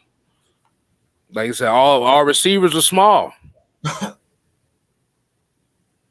You got to find creative ways to get them open because they get that press coverage. We don't, like I said, we have no confidence in them in press coverage. So you got to find different ways to do it. Maybe you might need a John Brown to run that 9 route to clear some space. Hey, it's just a wait and see here now. You want to explain this one to Asia? Okay, so the bunch formation is, if you noticed the game where they had Kyle Pitts and Russell Gage literally lined up close by, it's usually a 3 wide. It's usually 3 wide receivers that's bunched in like a triangle. It just depends. Yeah, it's bunched like a triangle. But what you do with that is you use that formation to clear space for either the interior receiver, tight end, whoever's playing that. It's all about creating space. It's about creating chaos with the defensive back's mind, because you don't know if they're going to be crossing. You don't know if you're going to have that one hook route and you got that wheel route going, Or you could have one guy clearing out going to 9, and you might have that dig route, that 5-yard crossing route coming that could lead with a corner. Like I said, we have to see more of that. And that's why I say I feel like we haven't really seen the full extent of this playbook just based on what it's been from a week-to-week basis. So, like I said, you'll see. Like I said, if you see 3 wide receivers literally bunched up, literally look like they bunched up together, that's what I'm talking about. And an importance of the bunch routes, like you were saying, KStylzz, just to add on to it, is to create that doubt in the defender's mind of who I'm covering. Because if you're in man coverage, if it's a pick play, it makes it a lot harder to cover it when you're in those bunch routes if you're in man coverage. So a lot of the times you'll see, if you're watching the game, you'll see sometimes a veteran quarterback will just send one of his wide receivers in motion just to see if they're in man-to-man coverage. The way you can tell that is if you see the corner follow the receiver across the field, if he goes in motion, usually that means that the defenders are playing man coverage because they got to follow their man. If you don't see nobody going, in motion with that actual wide receiver or that tight end, whoever's running in motion, usually that means that the defense is playing some type of zone coverage on the backside. Because I done explained this bunch formation, now all of a sudden now we starting to get mad in comments. Oh man. Yeah, boy, I wouldn't even know, boy. I ain't played Madden in so long, but hell, I'm still on the goddamn PS2 Madden shit. I don't play the new shit no more. But yeah. But yeah, like I said, we just need to see more variety of the offense. Like I said, it's to allow doubt in the mind of the defense. Like I said, you saw a little bit of it here. Like I said, and Ghost Peppers actually had a comment here that actually made me laugh. It was funny as hell. He said Matt Ryan regressed to 300-yard passing, 35-46 pass. If he regresses to 400 yards, I guess he said we should go ahead and release him and take the cap hit. I told you, boy. They don't want him. They say his arm is weak, but when they running routes that accentuate weak arms, now all of a sudden, why is he not throwing the ball deep? X Factor. We're gonna mess around and make a whole new segment, KStylzz, called "Make It Make Sense." Make it make sense. Make it make sense. Okay, who are your X factors on both sides of the ball this game? I'm gonna say this. I'm gonna go out on a limb and say this, man.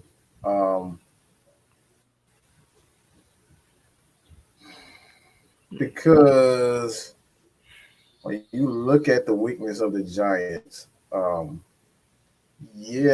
Jones is a guy that can get out and he can run, but he doesn't necessarily have that, that side quickness, that agility to like make guys miss like a Russell Wilson and change direction. Like he's not that type of runner. He's more of a straight line speed type of guy. So what I believe that the Falcons are going to do is they're going to use a lot of B blitzes. I don't necessarily think they need to have a lot of A blitzes because Grady Jarrett, I think Grady Jarrett is going to force them to double him. And I think those B gaps suits Daniel Jones more so than a guy because what you want to do with an A blitz is to get that quarterback off the spot. I don't think you have to worry about getting Daniel Jones off the spot because when he moves around, he's not that polished of a passer yet to kind of worry too much about him as a passer. So I don't think you have to worry about getting him off the spot just yet. So I'm going to say that they have to that guy It's gonna be 4-year-old Acuna. I think 4-year-old Acuna is gonna have a big game this because he's gonna be blitzing from those B gaps, possibly an A, but I think he's gonna be B and C gap. I think they're really going to attack those to get him because they want to cut the field off for Daniel Jones. Like again, he's not a guy that's going to make you miss like a Lamar Jackson, Russell. So those guys can change direction with well. So I think you're going to see the Falcons like a lot of overload blitzes to force him off the spot so you can change direction. And that's how you're going to get a Dante Fowler get sacks, a Tutu get sacks. Because you're going to force him off the spot and force him to go this way, and he doesn't have enough agility to get away from those guys like that. How about offense, Mike? Who you think going to be the playmaker on the offense or the X factor? Ben, I'm going to say this, man. I think this Kyle Pitts going to have a coming out party. He just got promoted as the number 1 tight end. He's about to be unleashed. They about to unleash the beast. They about to let David Banner is about to let the Hulk out. Okay? David Banner ain't worth messing around no more. All right? He ain't messing around no more. The Hulk is about to be unleashed. And I think Kyle Pitts, they finally realized that, like, look, the receivers ain't getting open. So we're going to put this guy on the outside and we're going to force teams to make that adjustment. And that's where you're going to see a guy like Russell Gage, Zacchaeus, and then, a Hayden Hurst eat in the middle of the field. They're going to force the ball. Like you're going to see Kyle Pitts have coming out show because, like you said, they don't have great linebackers. Their linebackers are more so like run stoppers. So they're not very good in coverage. They have some good, okay safeties. I don't really think Jabril Peppers is that good of a cover safety, but he does have that ability to get after the ball. But like, I don't think he's a playmaker like that. So I think Pitts is about to have a big game. I'll go next. My X factor on defense, I'm going out on a limb on this one. Ogundeji, I think Ogundeji gonna be the X factor for this defense this game. Because I don't think they're going to play Steven Means as many snaps as we saw last week. They bet not. But the thing is, what you're going to need is you're going to need somebody on that other side that has the ability to hold, contain, and still athletic enough to where he can make plays on the edge. And like I said, you're going to have Tatui Mariner who's backing up Dante Fowler. But I think Ogundeji might have a breakout. I think he might be the X factor for this game. And how about offense, KStylzz? Offensively,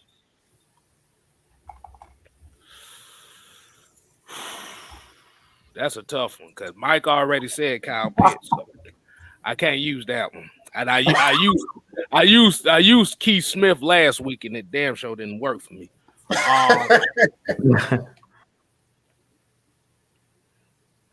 gonna say it like this. I think Calvin really has a bounce back game.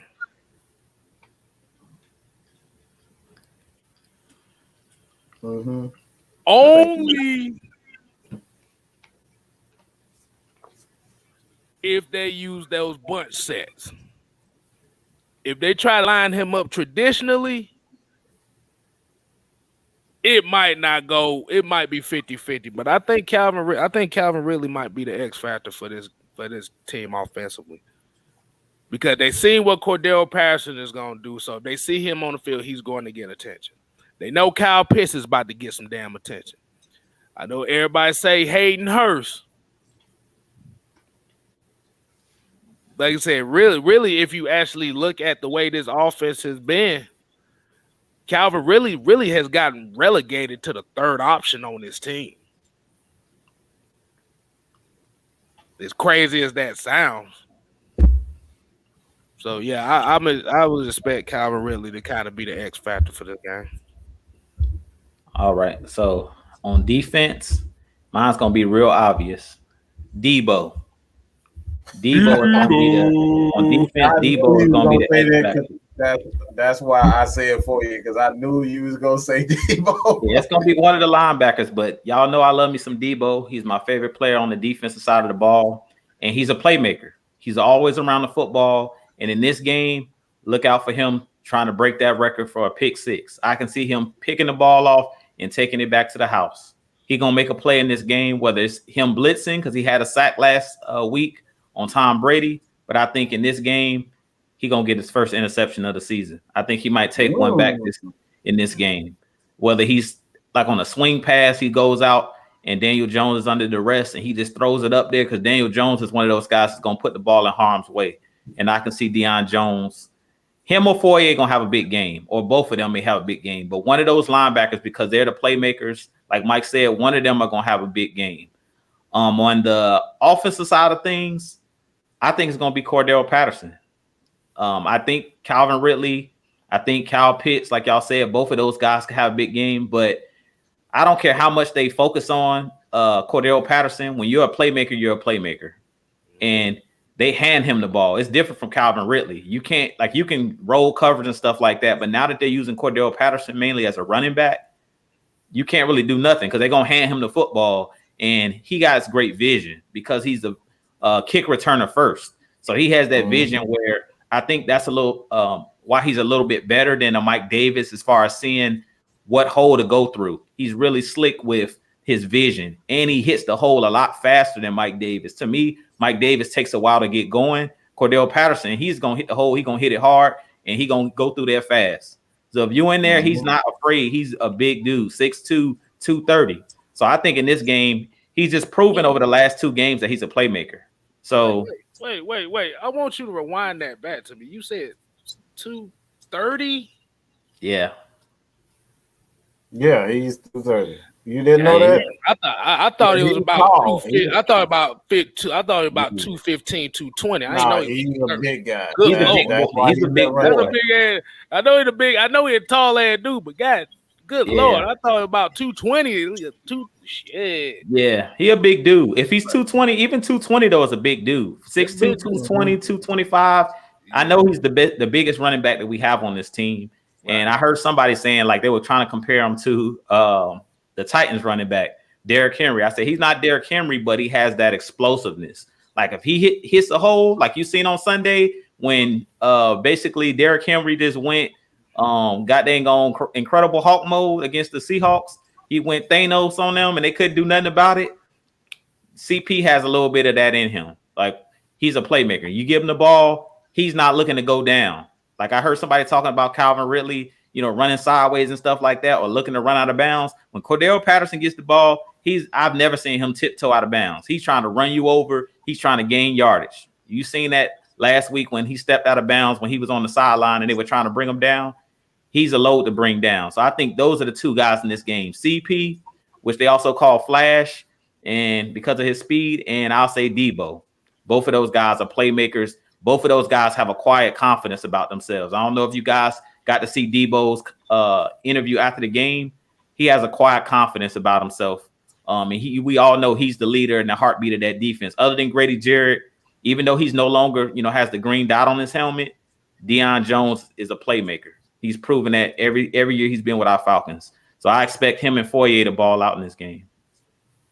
Yeah, but the only thing is, in order for those two to ball out as well, the big hogs up front got to hold them. They got to hold it. Yeah. They got to hold it. Bullard, Grady. I'm not going to say Tyler Davidson because I have no confidence in him whatsoever. Marlon Davidson. They got to hold it. They got to hold the point of attack in order to let them linebackers do it. Yeah, I agree. Good news is the Giants is inept on their offensive line. So they doing a lot of the things that the Falcons are doing. You shoot one of those linebackers through to get the A gap. They not blocking the soul. Bro, I'm looking at the depth chart. They got one guy is the backup at almost every position. Like one guy.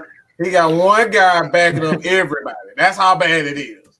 They don't have anything else. It's bad. Go look at it. Go look at the depth chart. They got one guy that is backing up everybody. Everybody except for the center. He's a backup for everybody. Man. Oh, and man play all 5 spots on the offensive line. I ain't never seen that. Boy, that's a high school goddamn. That's a high school offensive line right there, boy. Let me see. I forget his name. But yeah, that dude. Whew. Yeah. Oh my gosh. He hold up. Let me see. Oh, I want to see this myself. Yeah, it's Matt Pert. Oh, Yeah, Pert. I'm about to say. I know you ain't about to say Matt Percocet. I'm about to say, boy, man, that offensive line, they gonna need some Percocets. So they got two guys on IR, and Matt Pert is the backup at tackle, guard, and the other right tackle. So yeah, the other guys, they in trouble if anything happened. You got one guy that's the backup for that. That tells you they really don't have a very good offensive line. Yeah, I see it.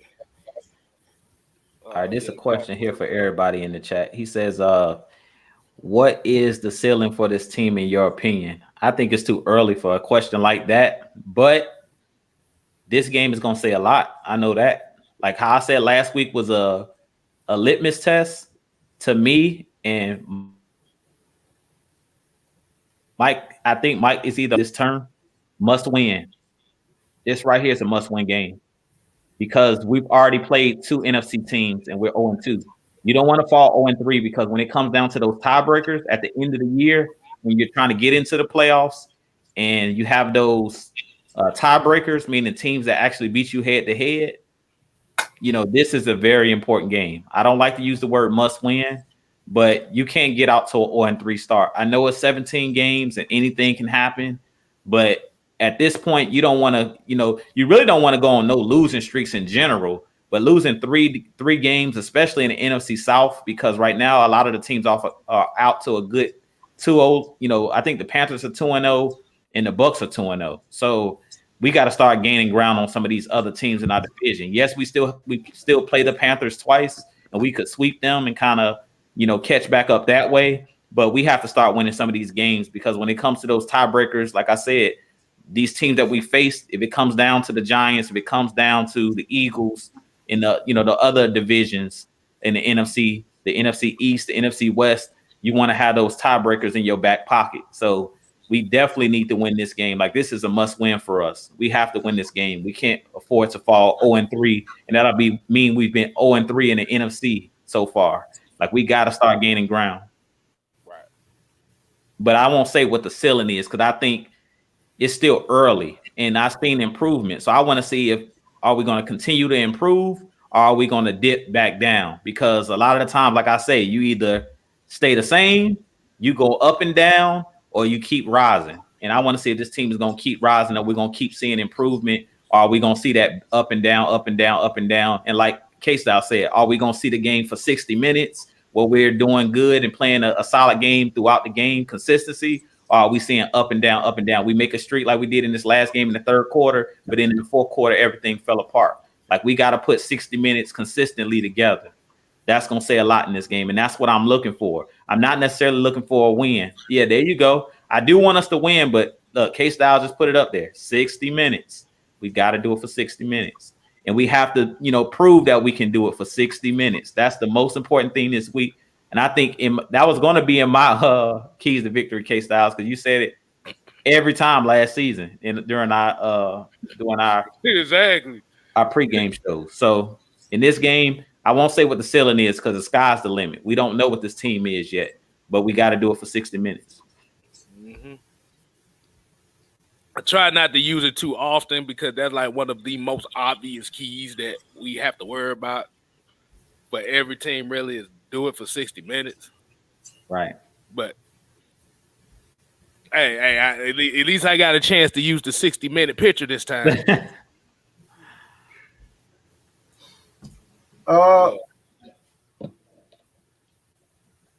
I think this is a coaching game right here for me. This is a coaching game because one thing for me is important is that we can't get back into all right. One thing that plagued the Falcons for years is that we played down to the competition and we lost a team we should be massacring. And this is a coaching game for me. If you end up in a close game with teams that you should beat, that's a bad time. So this is a coaching game for me. This is huge for the coaching staff first and foremost, because you're gonna preach,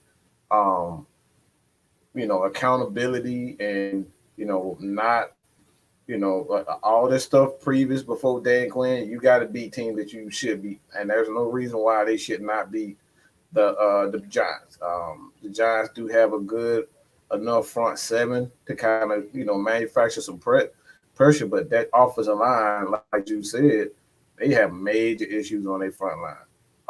And Saquon, he is coming from back from an ACL tear. He still had explosiveness, but he's still not Saquon Barkley before injury. So even though he's still a major threat, I think we have the speed and the discipline within our front seven to kind of contain him. But again, I think this is a huge game for the coach's sake, not necessarily the season's sake, but the coach's sake. Because again, if you want to preach toughness, you gotta bust. Look, if Mike Tyson up here, knocking out babies, all right, everybody's like, damn, all right, you knocking out babies. But if he's knocking out grown ass man looking like, you know what I'm saying, like 7 feet tall, 300 pounds, he's knocking out those type of man, he's like, okay, now I'm good. But we gotta knock out the people that we supposed to before we even think, even have as far as the fan base, like, all right, we believe in you now. You just beat this team. Because we know what we can do against Tampa. But have we really changed the culture? Are we really on the right path as far as the organization is concerned? Because we losing you just put up a big, a good game against Tampa, but you turn around and lose to the damn Jets. You turn around and lose to the Giants, team you shouldn't. So that's culture. This is huge for me for the coach's sake. And I also want to say is the Falcons cannot afford to look like Evander Holyfield in that last fight. They can't afford to look like that. No, sir, Bob. I'm sorry. I'm sorry. He cannot be looking like that. I don't know if anybody saw that last Evander Holyfield fight, but this dude tried to throw a haymaker and fell out the ring. We can't be doing that. This is why. This is why this is a must-win game for the Falcons. Oh my God! Yo, go ahead. Just get into final thoughts, man. You can go ahead, you. All right, so we want to thank everybody for tuning in. As always, y'all hit that like button on this video as well. Go over to everybody's channel on the panel. KStylzz, Mad Mike, TalkSports. Hit that like and subscribe. I'm almost at 1,400. So you guys definitely go and continue to hit that subscribe button. We're on the road to 2,000. But like we said, man, we appreciate each and every one of you guys always tuning in. Like I said, we're here to entertain you guys. We're here to give you guys the stats, the facts, and the truth as always. And I'm looking forward to this game against the Giants. Like I said, this is the must win in my book. We can't afford to start 0-3. And like Mike said, accountability. That's what Arthur Smith is, teaching and coaching in that locker room. And like I said, once you start winning games, that's what young players need. That builds their confidence. Like you look at a player like Isaiah Oliver, man, that man did a 360. Like I'm so proud of Isaiah Oliver and the way that he's playing. Like last week, breaking up passes. Like this guy went from being the joke, the guy that we were joking after on every post game show. He basically was the laughing stock of the secondary. Like everybody was always blaming Isaiah Oliver. He was the Matt Ryan of the defense. Like everything was Isaiah Oliver's fault, and he done turned it around. That man done turned it around, and that's Mad Mike's due. So I got to give, I got to give credit where credit is due.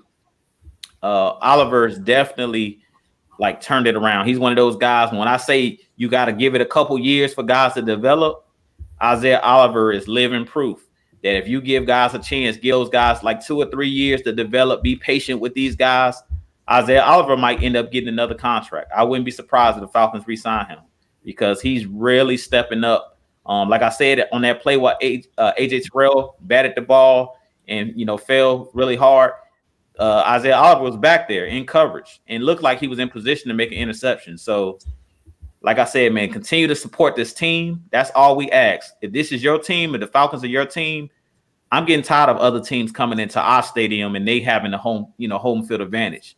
Let's cheer our team on, man. We need to have a home field advantage. Like, that's something special. The 12th man with the Seahawks and all these other different organizations, the Buffalo Bills, the Craze fans that go out every Sunday and, support their team.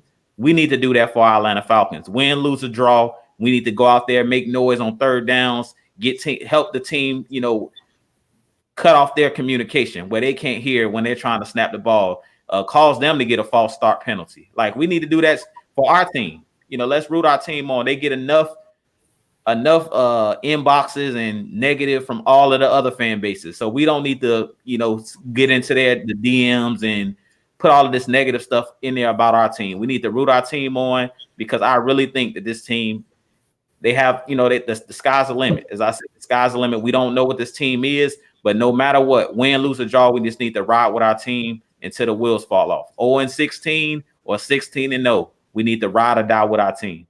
And I'll leave it at that. KStylzz. Hey, I always say, man, like you said, appreciate everybody tuning in, watching. Like I said, follow your boy 6-Man KStylzz. Or we could shorten it up for 6MK. You follow your boy 6MK over here. It sounds like a video game, don't it? It sounds like a boy group. It sounds like a boy band. It sounds like a boy band group. That's what shit. That shit sounds so weak. But like I said, follow 6-Man KStylzz channel. That's 6-Man with 2 Z's. We definitely appreciate it. Like I said, I'm still on the road to 500. I need 59 of y'all. I need 59 to get to that next goal. Like I said, we appreciate every subscribe that come this way. That's why I said, if you're watching these videos, you don't have to ghost watch. You can hit that subscribe button. You can hit that like button. And this is why we always say you leave your questions in the comment sections, and that is where we do our shows and videos from as well. This is what the fan interaction that we do with y'all is. We let y'all determine. We let y'all get y'all thoughts out the way, and like I said, we give our opinions and give you credit on them. But my final take is gonna be here, man. You can't like what you said about about being a Falcon fan. The reality of it is you're not going to change everybody. It ain't even about changing everybody, but it's about putting the conversation out here. Like I said, we here at Atlanta Falcon Nation, we get held accountable. Like I said, and a lot of the Falcon fans get held accountable for everything we say as far as when it comes to Matt Ryan, when it comes to the team and stuff like that. And we hold ourselves accountable what we say, and we stand on it. But the problem is the same people that want to hold that same accountability towards us are the same people that if you question them, now all the excuses, now the accountability is not shown. And that is what makes this fan base look weak, is because we have a lot of people that will not hold themselves accountable as fans or quote fans, that then get mad at somebody and get mad at somebody for calling them out. Y'all want to get mad that somebody called y'all Two-Face, but y'all doing Two-Face's crap. So that's the best analogy I can say. You can't be saying that you're a true friend and all you do behind their back and in the groups and like, oh, this player suck. Screw it. I give up on the team. I don't care about it. Yeah, look, that like it is what it is. But at the same time, KStylzz just pretty much said it. It's not about trying to force you guys to change your mind. I don't give a flying fuck if you don't support them. I don't give a. I don't care. I don't care about if you, but it's about putting the conversation out there. All right, because we might change one person. If AFN can change one person's mind, you know, hey, Jew, give them y'all line at church at the church. Oh yeah, y'all know. Go ahead. Y'all forgot. Jew's other nickname too is the minister because he be spitting that fire over here, boy. The fiery pits. Fire and brimstone. Tell them. Fire and brimstone, boy. Spitting that fire and brimstone, boy. Y'all motto. Exactly. Give him the motto, Jew. Give him the motto. Give him the motto, Jew. We gotta get it. At my church, saving souls and households one family at a time. One family at a time. That's all. That's what we're trying to do. Yeah, look, that's all we try to do. That's it. So, like, that's basically what Mike said. We, like I said, it's not about changing everybody, but the thing about it is, don't be trying to tag us and try to hold us accountable for what we saying if you're not ready to receive that same energy. Because it's not just the people that say it, but it's the people that be trying to tag everybody else that's still optimistic about the team. Mm-hmm. This is why we say the Atlanta Falcon fan base, not all the fans, but the majority of Falcon Twitter and people that like to pillow talk. This is why they always say that Falcon fan base is not very good fan base. Can't like I said, you can't have a full nation if everybody's damn divided.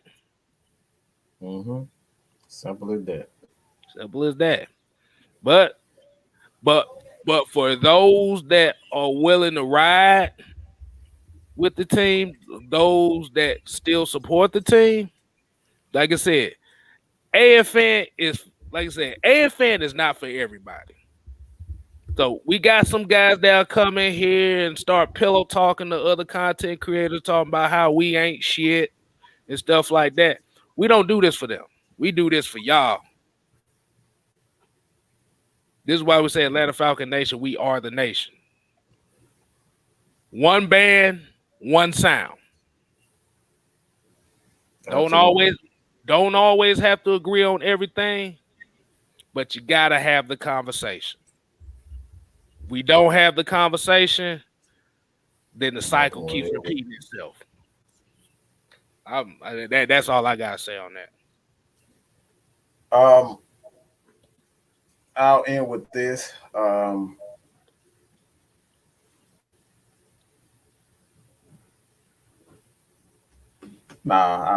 be nice this time. But hey, man, at the end of the day, like we said before, we truly appreciate everybody and their constant support for us.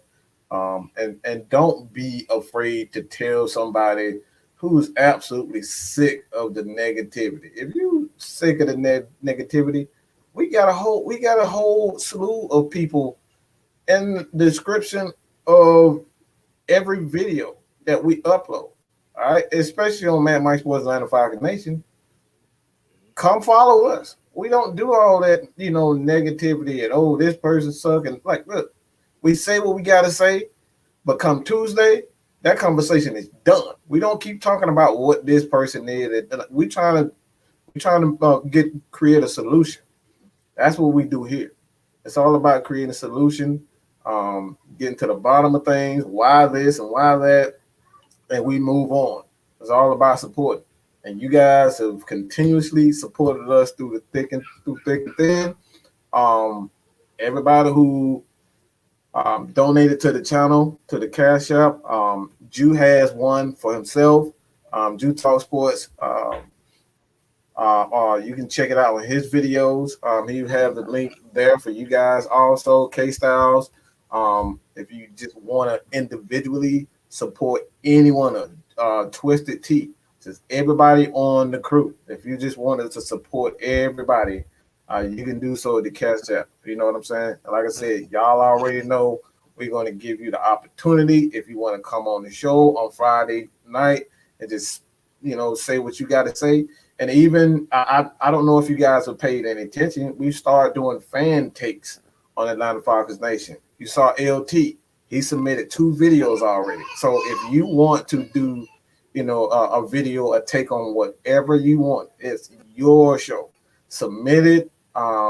Send it to me. Send it to Miss Maggie. Send it to KStylzz. It don't matter. We will find a way to put that on the channel. But that's it. All right. The show is all about you guys, and that's the difference between as the song goes, what's the difference between me and you? It's y'all. That's all I got to say about that. You guys continue to support your boy here at AskMADMIKE Sports, Atlanta Falcons Nation, TalkSports, 6-man KStylzz. Hit every one of those guys, the heavy hitters. All right, KStylzz, kick us out the door like Uncle Phil did. Well, so somebody gonna be like this. Ah, who gonna do that? No, nah. But for real though, like I said, we here at AFN, we always say this, man. We ain't here to play. We here to stay. You ain't gotta go home, but you got to get the hell out of here. Oh, wait a minute. It's coming. It's coming. It's coming. It's coming.